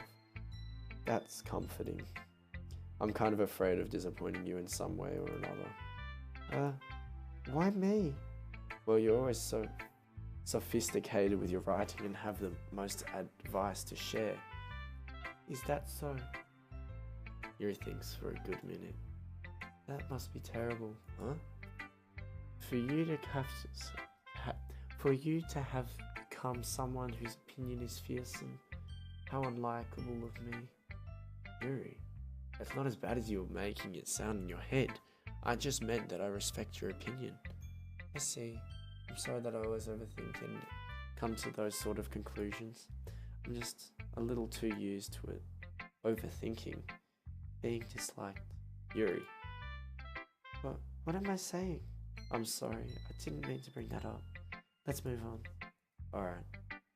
Do you want to share your poem now? Okay. Yeah. Oh, what fucking long poems, why don't you? Beach. A marvel millions of years in the making, where the womb of Earth chaotically meets the surface. Under a clean blue sky, an expanse of bliss, but beneath grey rolling clouds, an endless enigma. The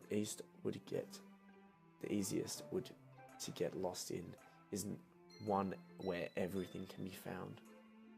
One can only build a sandcastle where the sand is wet, but where the sand is wet, the tides come. Will it gently lick at your foundations until you give in? Or will its sudden waves send you crashing down in the blink of an eye? Either way, the outcome is the same, yet we still build sandcastles. I stand where the foam wraps around my ankles, where my toes squish into the sand. The salty air is therapeutic. The breeze is gentle yet powerful. I sink my toes into the ultimate boundary line, tempted by the foamy tendrils. I turn back and I abandon my peace to erode it to the shore, drift forward and I return to the earth forevermore. I'm always aware that the beach is kind of an inane thing to write about, but I did my best to make a metaphorical approach to it. Yeah, Natsuki already told me about it. She did? She didn't say anything weird, did she? She just wanted us to write about the same topic again. I suppose to better compare the differences in our writing styles or thought processes. Anyway, it was her idea. Knowing her, it's no surprise that she'd want to do something like that. She probably just wanted to show off. Not like I have a particular interest in her writing style, I just went with her request. But, well, I suppose it's not so bad to write about something simple on occasion. It can be refreshing, you know? It's good for me to calm my thoughts once in a while. Yeah, I think I agree. Thanks for sharing. Oh, God. This is your best one so far. It's really, really nice, Panther. Thanks. So, you've been a little quiet today. Is everything alright? Yeah, of course. Everything is fine. Maybe I'm just a little tired today. Do you want a nap or something? No, that's silly. Don't worry about me, okay? I only want to see smiles on your face. Well, alright. Hey Panther, I'm still a little surprised. Really thought that you'd try to write your poems like the way Yuri does, or even Natsuki, but in the end... Yeah, I guess you're the one who likes this one the most. Why? You don't want to get closer with everyone else? Wait, of course I do. But that doesn't mean I need to try so hard to impress them.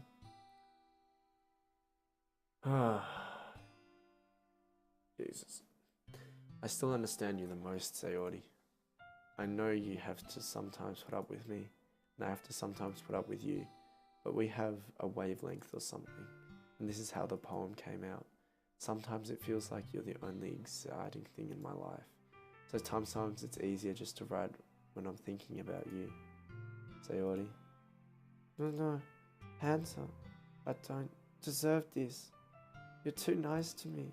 Why are you doing this? Serious trouble keeping your voice steady all of a sudden.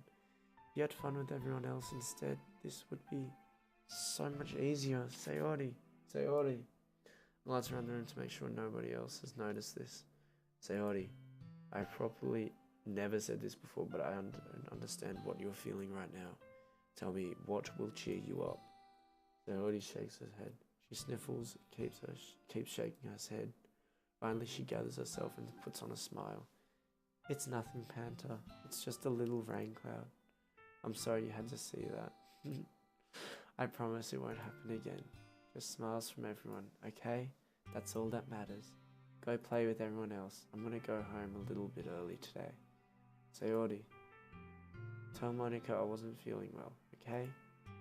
I'll see you tomorrow. Before I can say anything else, Sayori cheerfully walks out of the classroom humming to herself. Okay, you three. We're all done sharing poems, right? Why don't we start figuring out... Hold on a second. Is it just me or did you say something strange just now? Eh? Something did just sound a bit strange. That's right. You deviated from your usual catchphrase when addressing the club. Catchphrase? I don't have a catchphrase. Jeez. Why is it the mood so weird today? Look, even Yuri isn't immune to it. Stagnating air is common, foreshadowing that something terrible is about to happen. In your books, maybe. Look, the only thing different is that Sayori isn't here. It seems you're right. Sayori always helps lighten the mood a little bit, doesn't she? It's always like everyone balances thrown off a little when she's not around. What the heck did she run off to anyway? I thought she went to pee. Natsuki, please show some decency. Oh, come on. Actually, she wasn't feeling too well and went home early. Is that so? I hope she's alright. Seriously? Of all the times to not go home with her, you pick the time she's not feeling well? So much for you two being all lovey-dovey. No. First of all, stop misunderstanding my friendship with Sayori. And second, she's kind of been avoiding me today, so I didn't want to force it. Huh? That curious expression coming from Yuri of all people. Calm down, guys. I talked to her earlier and everything is fine. What did she say? Anyway, we need to figure out the rest of the festival preparations. So, let's decide what everyone will be doing this weekend. I already know what I'm doing. That's right. Natsuki will be making cupcakes. But we need to make a lot of them in different flavors. Can you handle that all by yourself, Natsuki? Challenge accepted. And as for myself, I'm going to be printing and assembling all the poetry pamphlets. Sarah will be helping me design them. And as for Yuri, you can, guys, can you help me come up with something for Yuri? I'm useless. No, that's not it at all. You're the most talented person here, you know. Now, let's keep pouting too. Jeez. Even I can tell now. I guess I never gave Sarah enough credit, but I can tell things are even harder on you when she's not around. That may be the case. But if I can't also be a leader on my own, then I won't grow as a person. So Yuri, you have a beautiful handwriting, you know. You should make some banners and decoration to help set the atmosphere. Atmosphere? About that, I love atmosphere. His face suddenly changes as she stares at her desk in focus and starts nodding to herself. Your mind is already racing, I see. That's great. You'll be wonderful help, Yuri. But anyway, that just leaves you, Panther, the one who is truly useless. Haha, don't say that. In fact, both Natsuki and Yuri have some pretty heavy tasks to handle. It'd go a long way to give one of them a hand. You'd always help me out as well. I would be really appreciative of that. Is Monty suggesting I spend the weekend with one of my club members? How on earth are they going to respond to a suggestion like that? Suppose I wouldn't mind a bit of help. Well, even if you didn't know how to beg, there's always some dirty work I can give you. It's not like Monica's going to give me a choice. You shouldn't be sitting on your butt anyway. Tries to mumble a bunch of excuses like that. If I recall, Natsuki, you mentioned that you would like to handle the baking on your own, and he may not like to be around if you only make him out to be a nuisance. Therefore, he may be more suited to assisting with the decorations. Hold on, I never said that. How hard could it be to make a few decorations anyway? Sounds more like you're just making excuses for Panther to... What are you saying? It'll be extremely meticulous work, and baking isn't. Just what do you think? Guys, let's settle this down for a moment. In the end, it's up to Panther to decide who'd like to contribute. Besides, he hasn't really gotten the chance of spending time with me yet, you know. So I'm sure he's interested in... You literally just said, I'm surprised as well. Sorry. I was just saying though. Jeez. We settled this already? Yeah. Panther, you're okay with this, right? In the end, it's up to you. Of course. Very well. In that case, everyone looks straight at me. But of course, I'm gonna go with...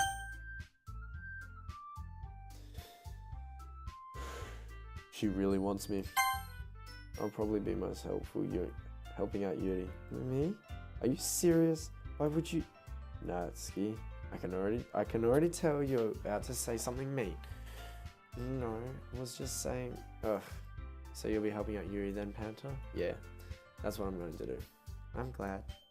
I have a bad habit of overthinking these sort of things, so I think your assistance will be very useful. That's great to hear. Natsuki will be able to handle the baking yourself. I mean, yeah, I already said I would be fine. Okay. Everyone, I can tell that Natsuki is feeling a little sour. So is that everything we needed to go over?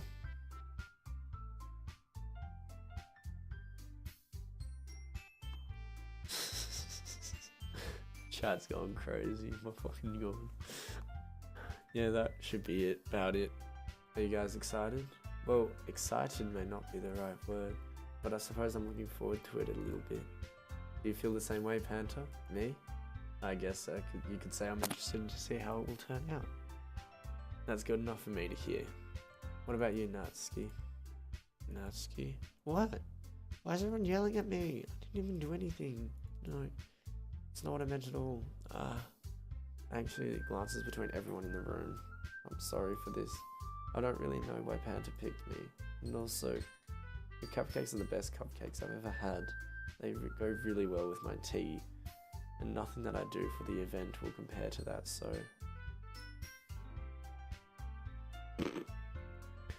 So... I get it. I'm kinda surprised though. Why? Well, I'm the one acting immature. I already know that. But you're trying to cheer me up all of a sudden. No, I'm not very good at it. I'm sorry if I said something bad. Natsuki isn't the only one surprised. Monica and I also taken aback by Yuri's words. When she already has trouble with words trying to cheer someone up, she must be far out of her comfort zone. But I begin to understand. Yuri was trying to sound like Sayori. Even if it doesn't work out perfectly, I can tell she tried to say something Sayori would say at this time. Like that. Because Sayori always helps everyone smile and feel good about themselves. No, I kind of appreciate it.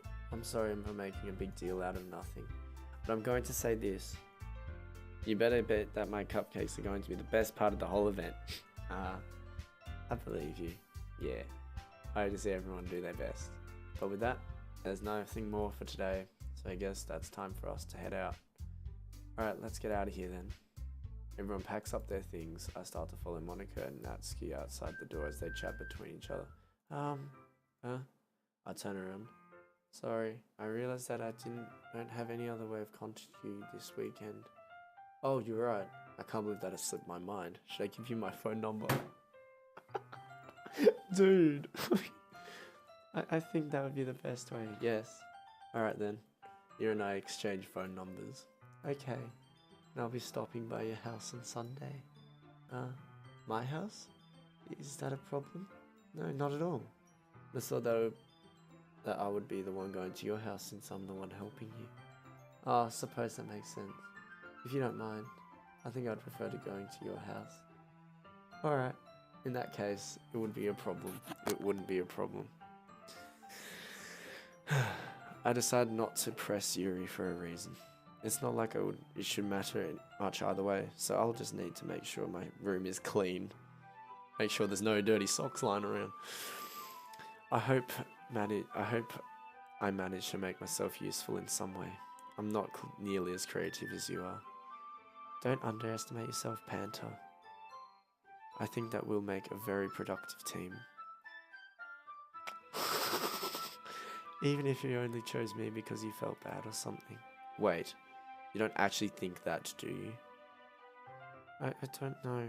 It's difficult to come up with any other reason you might have chosen me. You're forgetting the one reason with the most common sense. I chose to help you because that's what I want to do. But Yuri thinks to herself in an extremely tense position. Yuri, you're overthinking this. You wanted me to point out when you're overthinking, right? Yeah, I didn't realize. I'm telling you, I want to. That's all there is to it. Do you believe me? Yuri thinks really hard again. She looks straight into my eyes for a long while. I believe you. As if it took her a tremendous amount of effort, Yuri finally says that and relaxes her expression. I'm really looking forward to Sunday. Yeah, I am too. After that exchange, I make my way out the door and Yuri follows. I can't believe this. Yuri's going to come to my house on Sunday. My anxiety shoots through the roof. Even though I'm pretty used to handling her at this point, there's no telling what might end up happening when we're outside of school. More than that, she told me that she was looking forward to it. Is this a chance I have to make something happen between us? Or is it too early for that? Only time will tell. But until then, I won't be able to take my mind off it. I seriously can't wait. You're just gonna come on my house. It's already Sunday. I've been getting increasingly anxious about Yuri's upcoming visit. I keep telling myself there's no reason to be nervous, but it doesn't help much. Yuri is clearly an introvert and also an intimate person in general. There's no doubt she'll open up a little bit when it's just the two of us. Meanwhile, we've been texting occasionally. She was extremely apprehensive at first, but it wasn't long before I was already learning more about her. But putting Yuri aside, I haven't heard a thing from Sayori since she left the club early that other day. It's not like we text each other all the time or anything, but I've been really worried about her in the back of my mind. Between what Sayori said and what Monica said, is it really okay for me to put Sayori's feelings aside when she might need me? I decide to visit Sayori before Yuri comes over. Rather than asking, I simply tell her I'm coming over, much like we've done in the past. Once I reach Sayori's house, I knock on the door before entering it myself. Again, we used to play so often that we've made it a habit of simply entering each other's houses like we're family. The house is quiet. Sayori isn't anywhere on the first floor, so I assume she's up in her room. It's really strange of her not to run down and meet and greet me. I head up to her bedroom, where I finally find her. Sayori? Hi, Panther. I sit down in her room. Sayori forces a smile, but it's easy to tell that she's different. There's a minute of silence between us. You haven't come over like this in a long time, have you? I guess you're right. It has been a long time. Not much has really changed, has it? Sayori's room is messy as always been. It's not even messy in the photo. What are you talking about? I also recognize the same stuffed animals and more decorations that she has had for years now. If you came over more often, it wouldn't be such a mess.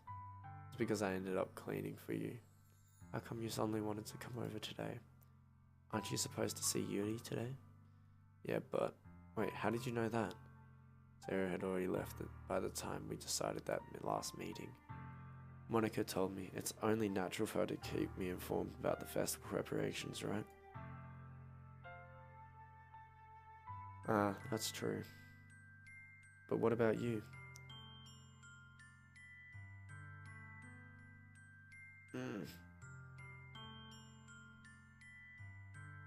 Aren't you going to be helping Monica today? Of course, but I'm helping her online. We didn't plan to meet up or anything. Ah, so it's just me and Yuri then. Yep. There's more silence between us. Yuri stares in a random direction. Everything about her behavior is really uncharacteristic. I finally get to the point. I just wanted to see how you were doing after you left on Friday. When something's wrong, you can't hide it from me. I know you too well. So, Zuri smiles, shaking her head. That's no good, Panther. Huh? Why can't it just be like it's always been? This is all my fault. If I didn't get so weak and accidentally express my feelings, if I didn't make that stupid mistake, then you wouldn't have been worried about me at all. You wouldn't have come here. Holy fuck! You wouldn't have even been thinking about me right now. But this is just my punishment, isn't it? Getting punished for being so selfish. I think that's why the world decided to have you come over today. It just wants to torture me.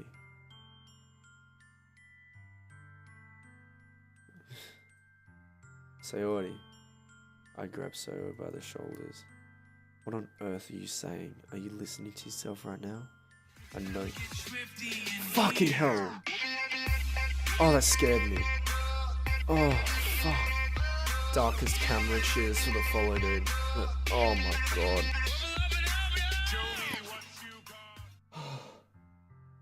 Oh, it was so depressing until that fucking moment, that fucking bass drop. I know something happened to you. There's no other explanation for you to be like this. So tell me already. Until I know, I won't be able to stop thinking about it. Sarah gives me an empty smile. You're really putting me in a trap, Panther. But you're wrong. Nothing happened to me. I've always been like this. You're just seeing it for the first time. Seeing what? What are you talking about, Sayori? You're really just going to make me say it, aren't you, Panther? I guess I have no choice this time. The thing is, I've had really bad depression my whole life. Did you know that? Why do you think I'm late to school every day? Because most days I can't even find a reason to get out of bed. What reason is there to do anything when I'm fully know how worthless I am? Why go to school? Why eat? Why make friends? Why make others people put their energy and caring to waste by having them spend it on me? That's what it feels like. And that's why I just wanted to make everyone happy without anyone worrying about me.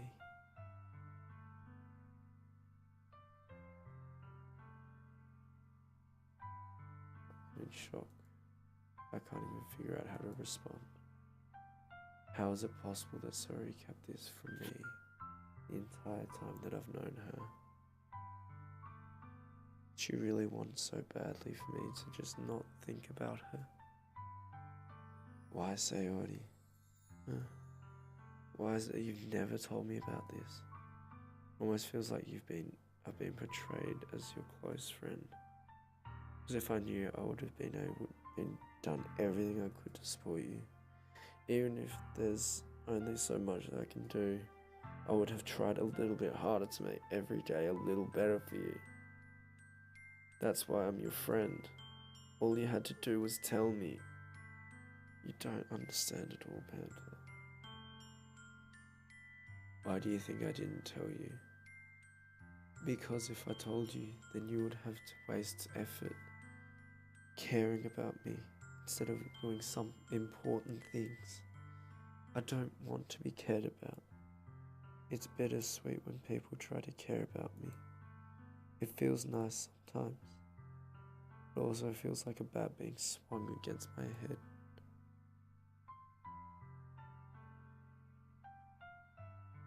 That's why I wanted so badly for you to make friends with everyone else. Helping everyone else be happy together is the best thing for me. But then I discovered something else too. Seeing you make friends and get close with everyone in the club feels like a spear going through my heart. So that's why I decided the world just wants to torture me. Every path leads to nothing but hurt.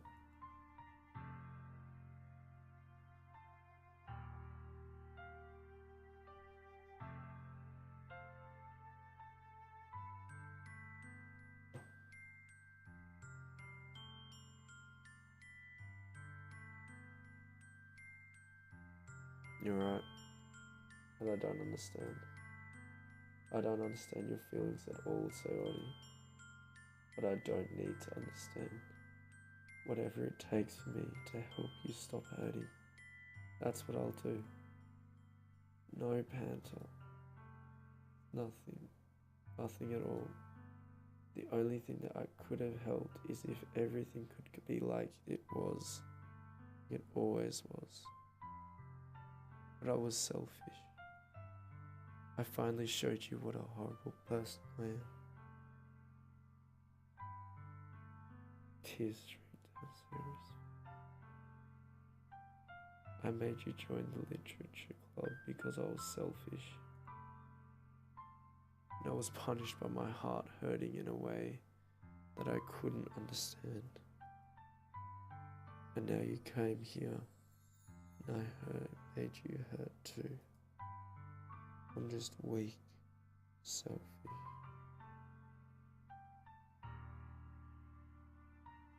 That's all I am.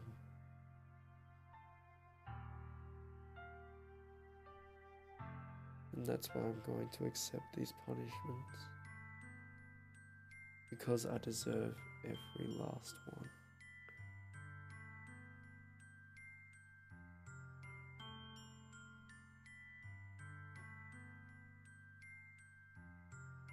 Without thinking, I once again grab Sarah's shoulders.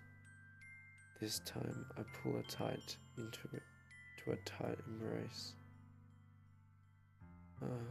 Panta, Sayori, I don't care if you feel selfish.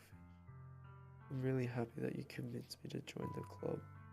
Seeing it every day makes it worthwhile enough. If I make friends with everyone else, then that's just a bonus. But please never underestimate how much I care about you. I wouldn't have made it any other way. Answer.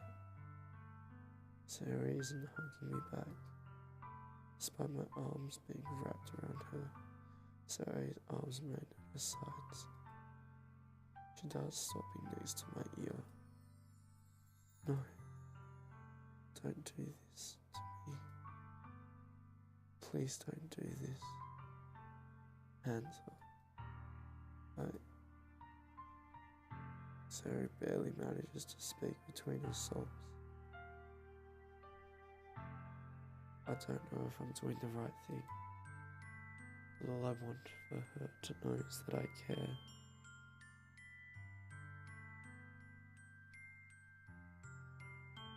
If you have it in you to call yourself selfish, then you have to let me be selfish too. No matter what it takes, I'll figure out what needs to change. I'll make these feelings go away, and if there's anything that you need me to do, then if you had to tell me, I'll get mad if you don't. I don't know. Don't know. I don't know. Gently, Sarah puts her arms around me in return. Don't know anything. It's all really scary. I don't understand any of my feelings, Panta. The only time I'm not feeling nothing is when I'm feeling pain. But your hugs are so warm, and that's really scary too. Sayori lets me go. She does so, I let go as well. The festival is tomorrow. Yeah. It's going to be fun, right? Yeah. How would you like for me to spend it all with you? It's what I want. I promise. I think that would be nice then. Yeah. Zoe swipes her eyes. If I could spend the whole day here, I would. Of all the days, this has to be the one where I have other plans. Maybe I should cancel. No, don't. Please don't. If you did that, then I would wouldn't ever forgive you. But it's almost time for you to meet me at my house. At the very least, you want me to come along and help out? It'd be fun. To my surprise, Sarah shakes her head. I'm sorry. I don't know if that would be very good for me today. You understand, right? It's kind of hard for me to fully understand, but I'm trying my hardest. It's okay. Don't worry too much about it. I'll see you tomorrow, okay? Alright. Look forward to it. I say goodbye to Sayori and exit her house. On the way home, I find myself still feeling uneasy. It's hard for me to keep thinking about it when he is about to come over too. I think Sayori is right. I shouldn't be worrying too much, and we're definitely going to have a great time tomorrow. I should just focus on what's ahead of me.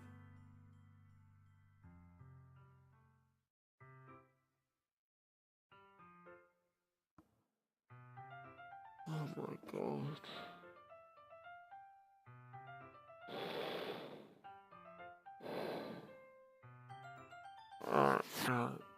Quick shout out to everyone that suffers with depression and all of that. Please try and seek help. You need to approach people, you need to talk to people about it. Leaving it hidden, it's not good. It makes you feel worse. I know it'll be hard for you to reach out, but you've got multiple people you can talk to. You've got friends, family. You can call up hotlines and stuff like that.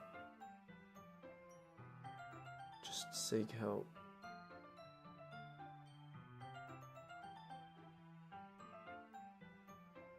Because I've had people in my life that have gone through shit like this, and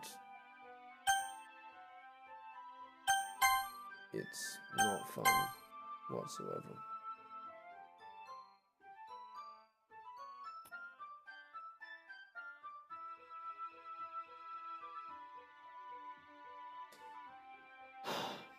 As I approach my house, I see something that makes me feel a moment of panic.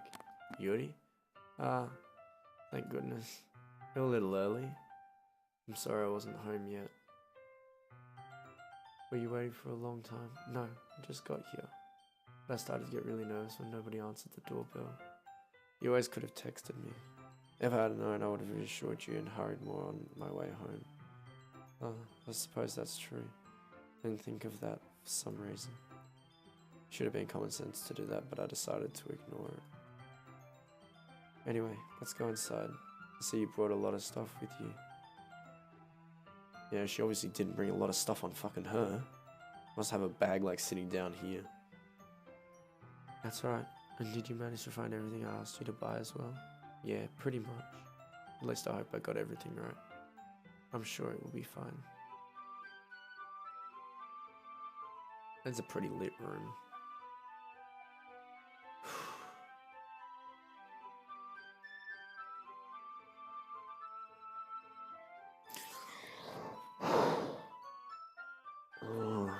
I'm gonna go to bed soon.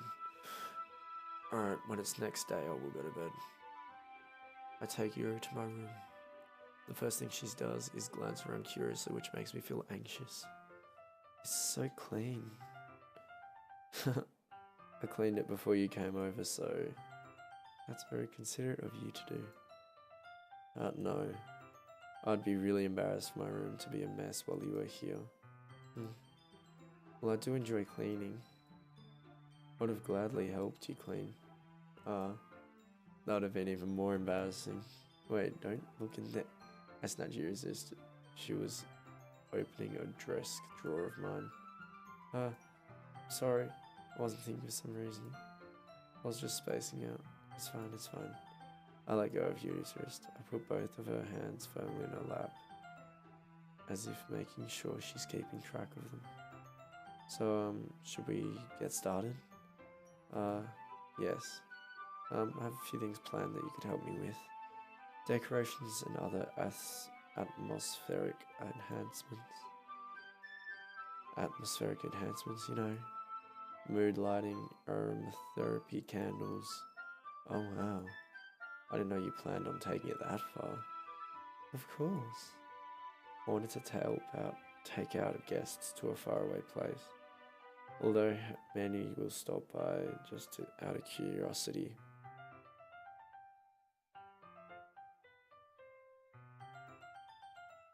And for cupcakes, I guess. I'm determined to provide an experience that will leave them wanting more. That's great. It's easy to forget that you're a pretty intense person. Intense? I guess that's the best way to put it. Is that a bad thing? No, not at all. It's something that I like about you, actually. Is that so? That makes me feel kind of relieved and kind of happy.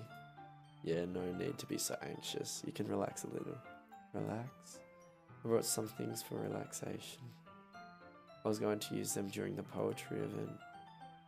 Oh yeah, like what? Let's see. Young Yuri rummages through her bag. She pulls out a few candles and a wooden cylinder-shaped object. I did some shopping on the way here, so I happen to have these in my bag. Plan to cover the windows in black paper and use the candles to light the room. I think that would be an amazing, don't you think? Yeah, that would be really neat. What's the wooden thing though? This?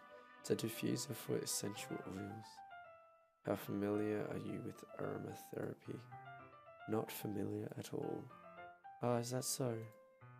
It's one of my favourite contributors to a positive atmosphere. Depending on the oils or herbs you choose, you can change the mood of the air itself. You can even feel it permeate through your body. Relaxation, positive energy, romance, reflection. It's almost magic. Yuri takes the cylinder and pushes a button on the bottom. In just a moment, a thin ray of vapor begins to spout through a small hole on the top. Wow, that smells wonderful. What kind of mood is that one for? This is a jasmine essential oil. It smells a little sweet and flowery, right? Yeah, that's a good way to describe it. I chose jasmine for the event because it provides more than relaxation. Jasmine enhances your emotions, helps you feel them flow through your body. You feel warmer and your heart pounds more heavily. Don't you think that will be perfect for sharing our poems? It does sound suitable, but you seem to know a lot about this, so I'll trust your opinion with anything. Yuri smiles gently and clearly enjoying herself. She again reaches into her bag and pulls out several spools of thin ribbon. What are those for? Well, you purchased the origami I asked you to get? Yeah, I have it over here. We won't be using the paper for folding origami. I'd like to do is write a different word on each paper. We'll need about 100 of them. Oh yeah? What will they be used for? Well, I'm going to cut pieces of ribbon out to hang them from the doorway of the classroom. Then we can fasten the paper onto the ribbons and create a doorway curtain. Wouldn't that be beautiful? It would also catch the eye of those passing by the room. It may attract some to peek inside. That's really creative. That actually is really creative. I had no idea you'd be so good at this, Yuri. Is that so? Well, I suppose I do get a little intense, as you'd put it. Yuri giggles with red cheeks. Is it just me or is she more relaxed when it's just the two of us? Maybe it's the excitement she feels from sharing something that she enjoys. Here's a marker, Panther. You can write any characters you want. I'll help you once I finish cutting the ribbons. Right. I sit on the floor together. The two of us get to work. I carefully draw a character on each paper, doing my best to manage my bad handwriting. Yuri unravels a long strand of red ribbon to a desired length. Then she reaches into her bag once more and pulls out a pocket knife. Her knife is strangely beautiful. The silver handle has an intricate pattern of waves etched into it. The blade itself is gently tinted blue. That's no ordinary pot knife. It looks really fancy. Well, embarrassed, Yuri looks away. What is it? You're going to think this is weird. Yuri, whatever it is, I have no reason to judge. To each their own, you know. If you promise you won't be weirded out. Yeah, I promise. Alright. Thing is, I'm kind of into knives. They're just so pretty. I can't help it. I don't know what it is. A combination of craftsmanship and feeling with danger, maybe. What am I saying? Please don't think I'm weird for this. You're laughing at me. No, I'm not laughing at you. It's just funny how nervous you got about sharing. It's an interesting thing to be into, I guess. But I think it kind of suits you. Suits me? Yeah, it's kind of intense. Besides, it's a really cool looking knife. I can't deny that. It is, isn't it? Yuri relaxes her expression once again. Would you like to hold it?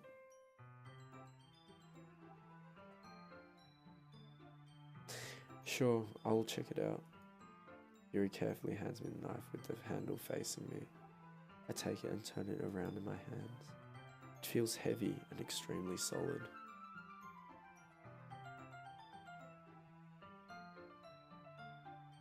Where do you even get a knife like this? Curious of its sharpness, I look point it with my index finger. Ow! Panther! Why did you do that? Didn't expect it to be that sharp. I barely touched it at all. It's my fault. I should have warned you. The knife is extremely sharp. It can cut through skin like it's paper.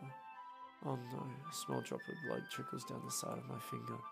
Yuri takes my hand and gives the wound a closer look. She stares at it and noticeably fidgets. You're squeamish, I'll wash it off now. Without warning, Yuri puts my finger in her mouth and licks the wound.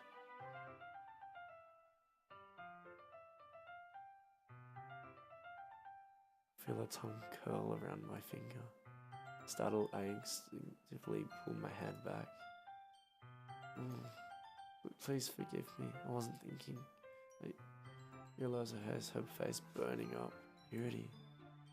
It's the most embarrassing thing I've ever done. How could I do something like that? I'm sorry.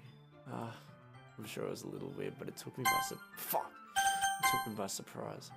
But I guess she was trying to help, right? Yuri? I think you're overacting a little.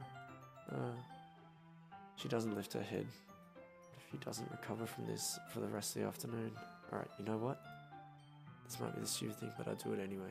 I take Yuri's hand and lick her index finger in return. Panther, did you really just do that? Now we're even. Seems like I did something wrong. I knew that would be a bad idea. If not the sweet aroma of the jasmine, the air would be extremely heavy right now. You're so weird, Panther. Yuri giggles shyly. Huh? Calling me weird? I have no response to that. Where do you keep your bandages? I don't think I need one actually. It was a tiny cut.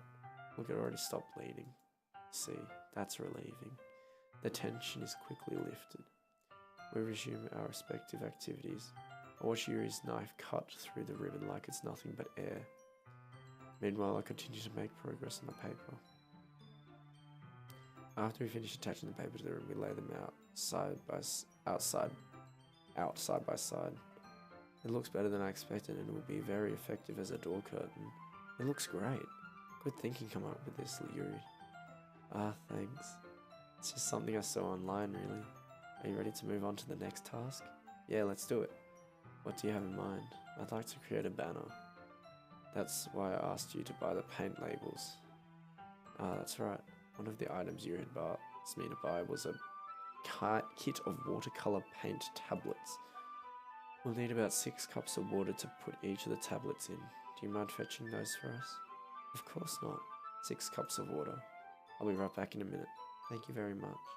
Oh, just a little bit of water is okay. If you fill the cups up too much, it will be too diluted. Taking Yuri's advice, I decided to use small plastic bathroom cups rather than full-size glasses. I put them on a plate to catch any paint that drips, then back into my room. Yuri? Yes? I come into unrolling her sleeve, pulling it back over her arm. Wait, what? See Yuri quickly unrolling her sleeve, putting it back. Oh no, not her. Fuck, please, no. Oh, don't tell me that's what I think it is. Oh no, no, no, no, no, no, no, no, no, no. Oh no. Oh, no. Your face is a little red. Is it too hot in here or something? Anything? No, not at all. There's nothing wrong, so let's mix the paint. Yuri hurriedly dismisses me and takes it upon herself to unwrap the tablets, dropping them into the cups. Though, I thought we'd do something simple that looked very nice. I'd like to paint a gradient across the banner. Starting the colours of the sunrise, then daytime, then sunset, and then nighttime.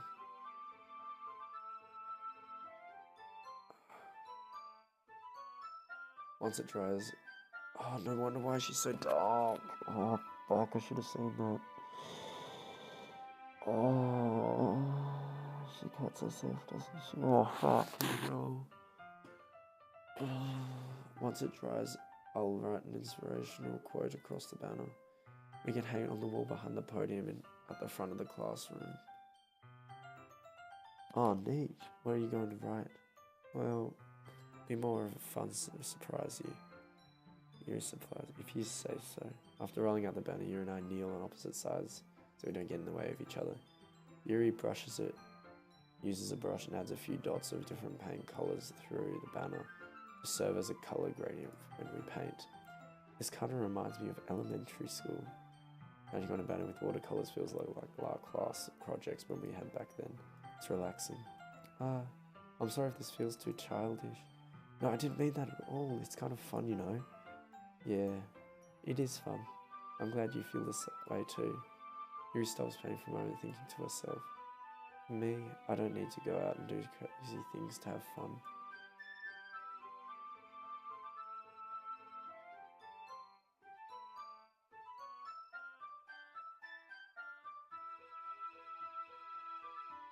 In fact, I usually don't even want to. I just like when I can spend time with one other person. Even if it's something simple like reading, it doesn't even matter if we don't talk much. Just having a friend next to me makes me feel better, a little bit nicer. I think it's all it takes for me to be happy. Is that so? Even if Yuri and I are quite different, I can understand where she's coming from. I feel that way about things like anime and games, and where simply sharing the experience with someone can make me happy. I think I feel the same way. Yuri smiles gently. I knew you'd understand. Yuri leans over the banner to grab an unused paintbrush, but I'm over at the same time causing my head to bump into hers. Yeah, so sorry. He reveals back and quickly lifts my hands in surprise. Are you hurt? No, I'm not hurt. It just startled me, that's all. Sorry, I should have asked you to get it for me. It's not your fault. Oh, your face. There's droplets of paint on Yuri's face and neck. Is there something on my face? Yeah, I accidentally got paint on you. Sorry, it's totally my fault. I'll get a towel right away. I'll rush out and fetch a small towel and then dampen it with hot water. Return to my room and kneel down in front of her. Here. I pat down Yuri's face and neck with the towel. Is there something wrong? It's hot. Just didn't expect it. Sorry. I didn't want to use cold water. Having finished, I started to retract my hand, but Yuri suddenly holds my wrist. Wait. Just for a little longer. It feels really nice. I keep my hand against Yuri's neck. Looks into my eyes. There's an intense expression that I recognize from when she reads her books. Almost as if she's lost in daze, enveloped by her own thoughts. She breathes gently, half through slightly parted lips. What is happening? Is the aroma of jasmine oil giving me this dizzy feeling? Yuri's gentle fingers wrapped around my wrist send a tingling sensation through my arm. And suddenly her face seems to be much closer to mine than it was just a moment ago. Yuri pulls away. Sorry, been feeling a little lightheaded today. I didn't mean to space out. It's fine. The moment is over as soon as it began. Yuri picks up her brush again, but her movements seem clumsier, like she's unable to focus. I remain silent and forced to ignore the event that just transpired. I hastily retrieve my brush and continue following Yuri's example. That should do it. I finished filling the night sky with white dots that make it look like stars. Looking at the banner as a whole, it's very pretty and natural looking. I think it came out better than I expected. I'm really happy with the result. Yeah, me too. Are you going to add the lettering now? Not yet. It needs to dry first. That's true, but won't that take a while? Well, perhaps it would be best to leave it here, then you have to bring it in on the morning. I can do the lettering in the classroom before our event starts. Is that okay? That's totally fine. Wonderful. In that case, I don't think there's anything more for us to do here. Whew. Yeah. You say that like you're glad it's over. Was I wrong that you were at least enjoying yourself a little bit? No, it's not that. I'm just glad that we managed to get everything done. I see. I am too. I was a little concerned about time. I need to start making dinner soon. So you don't have any time left. I was secretly hoping we could have some extra time after the work. Well, I think it would be too irresponsible for me to wait much longer. I'm sorry. I was hoping there would be more time as well. It's probably my fault. Sorry for being such a slow worker. No, it's not your fault at all. And the most important thing is that we got everything done, right? Yeah. So, I shouldn't be disappointed or anything. Gathering all our things, Yuri seemed to look a little downcast. I understand why. Xander little rarely gets the opportunity to spend time with friends in a relaxed environment. But that doesn't mean this is the last time that it can happen. Once Yuri packs up, I walk out the front door. Thank you very much for having me today. No problem, I was glad I was able to help. Just let me know if there's anything else you need me to bring tomorrow. I will. Well then. Yuri fidgets. I guess I'll see you tomorrow. Wait, I'm gonna say that without thinking about today. It's fun that we didn't have as much time as we wanted. Because we can do this again. Whenever you want, you can come over or we can go out somewhere. I forgot you don't like going out much. As I stumble over my words, Yuri smiles bashfully. Anyway, you know what I'm trying to say, so... You're very thoughtful, Pant. Yuri takes a step closer, then briefly squeezes my hand. I kind of like that about you. Well, how am I supposed to respond to that? But I don't even get a chance as Yuri suddenly pulls back. Sayori? Huh? Hi, Panther. Sayori.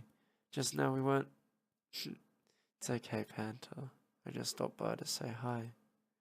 Well, it's nice to see you. I'm sorry, but I'm already on my way to leave. Oh, really? That's too bad. I'm sorry. But we'll all be together at the festival tomorrow, so that's fine, right? Of course. Sayori beams. Yeah, so... I'll see you tomorrow. Clearly embarrassed, Yuri hurries off. Sayori waves goodbye after her. Sayori, I thought you didn't want to come over today.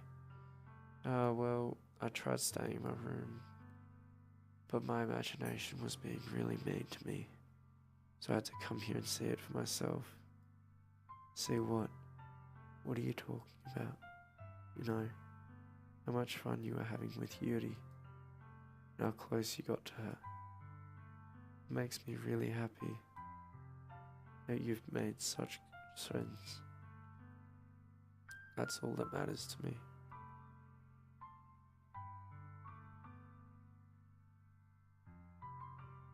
start to fall down Sayori's face. It's all that matters to me.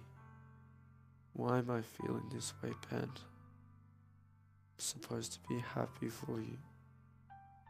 Why does it feel like my heart is splitting in half? It hurts so much. Everything hurts so much. This would be so much better if I could just disappear.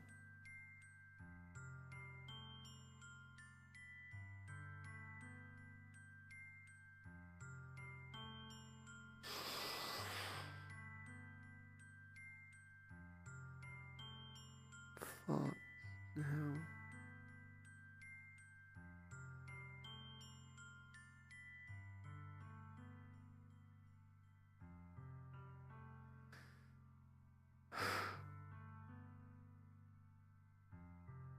So don't say that. It's true, Panther. If I wasn't here, then you wouldn't have to waste your sympathy on me. You wouldn't have to put up with me being selfish. Monica was right. I should just... Monica was right about what? Sayori, what I said before is true. I'm not gonna let this continue. Caring about you like this isn't the burden your mind is making out to be. It's something that makes me happy. Something that I wouldn't trade for anything else. Even if it takes an entire lifetime, I'm going to be by your side until you don't feel any more pain. But Sayori looks away, put a hand on her shoulder to reassure her. I'm scared, Panther. I'm really scared. What are you scared of, Sayori? I'm scared that I might like you more than you like me.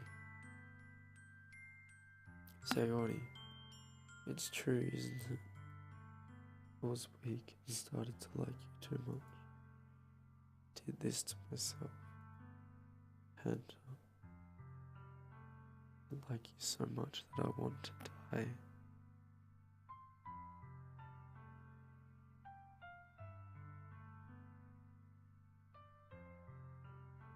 That's how I feel. And that's enough, Sayori. I don't want you to hurt anymore. I slide my hand down Sayori's arm and squeeze her hand in my own. Do you remember how I said I always know what's best for you? Do you still believe me? Wordlessly, Sayori nods.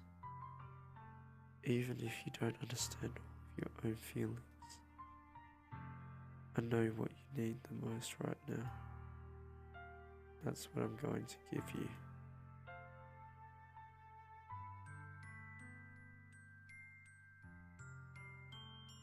Oh fuck, I'm meant to make a decision like this. For fuck's sake.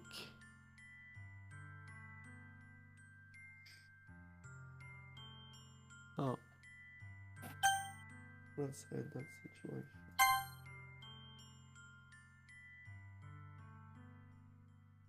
Those are my true feelings. There's no way you could like me more than I like you. I should have realized it sooner. By spending time with everyone at the club, making new friends, having fun with you every day, it helped me realize that you are truly the most important person to me. That's why I'll accept you, any of your burdens, as long as we continue like this every day, with you by my side, and I know we'll be both happy. Panther. Suddenly, Sayori wraps her arms tightly around me. Panther, is this really okay? Yeah.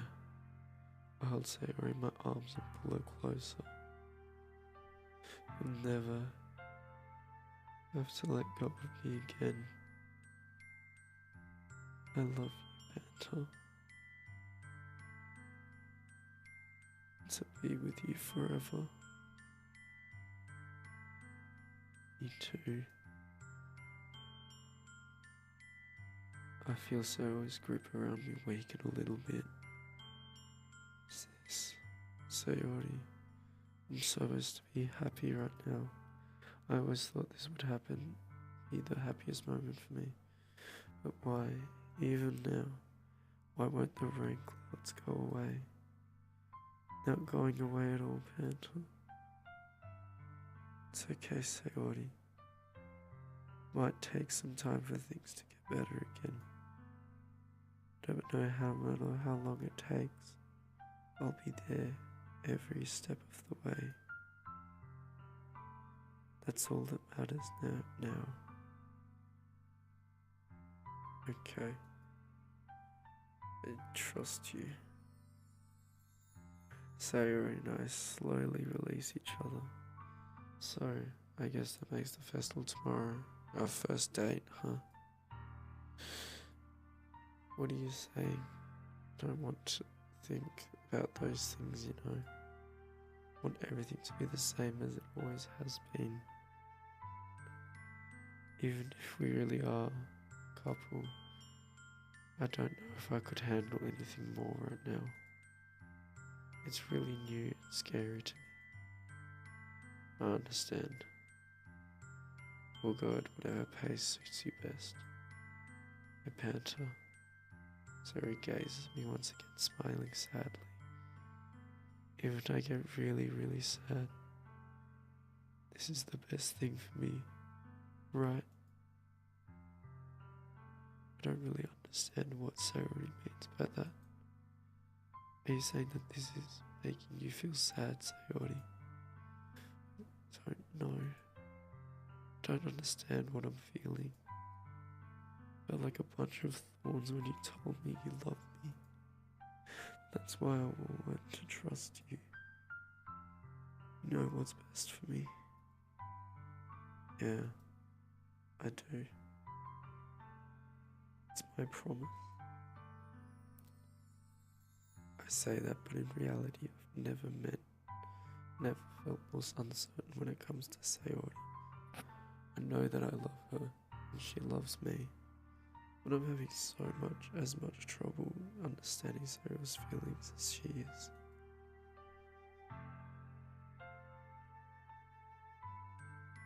Even though I can comfort her, I keep wondering if I should be doing something more or something different. I know these feelings will continue to plague me until things are back to the way they were. Is that what Sayori meant by not wanting anything to change? I don't know, but I know that I'll give it everything I've got. Sayori is the most important person to me, and I'll do whatever it takes to have a happy future with her.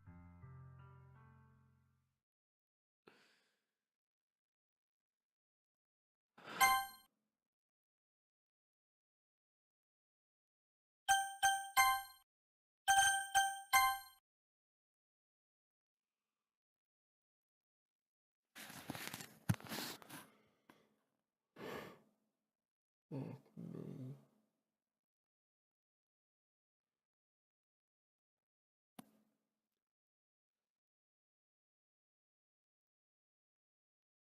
Alright, I think this is a good time to stop. Make sure it's safe.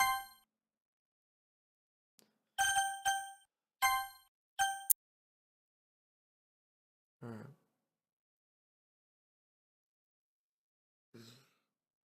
I hope you guys enjoyed it.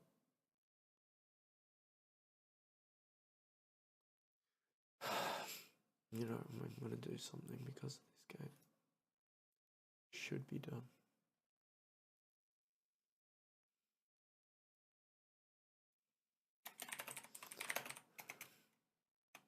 Should be done.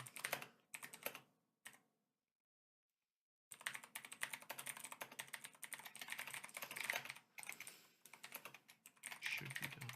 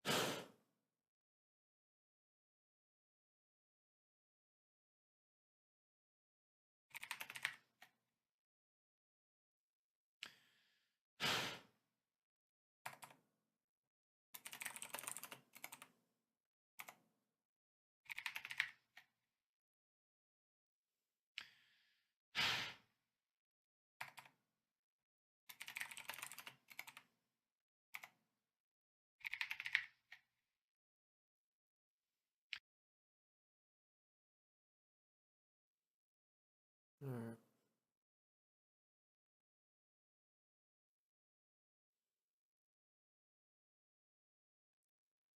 Fix one.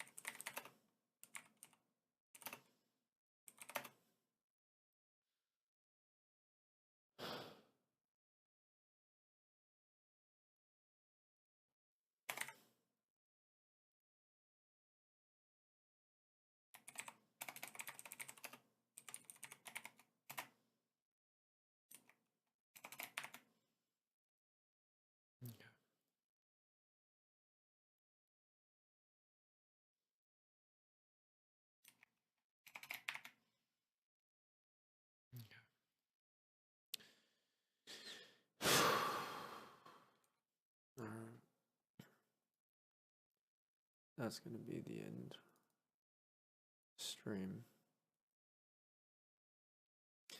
So yeah, it's 1 o'clock in the morning. I'm emotional as hell. If you enjoyed the stream, drop a follow. I'll continue to play this probably tomorrow evening as well.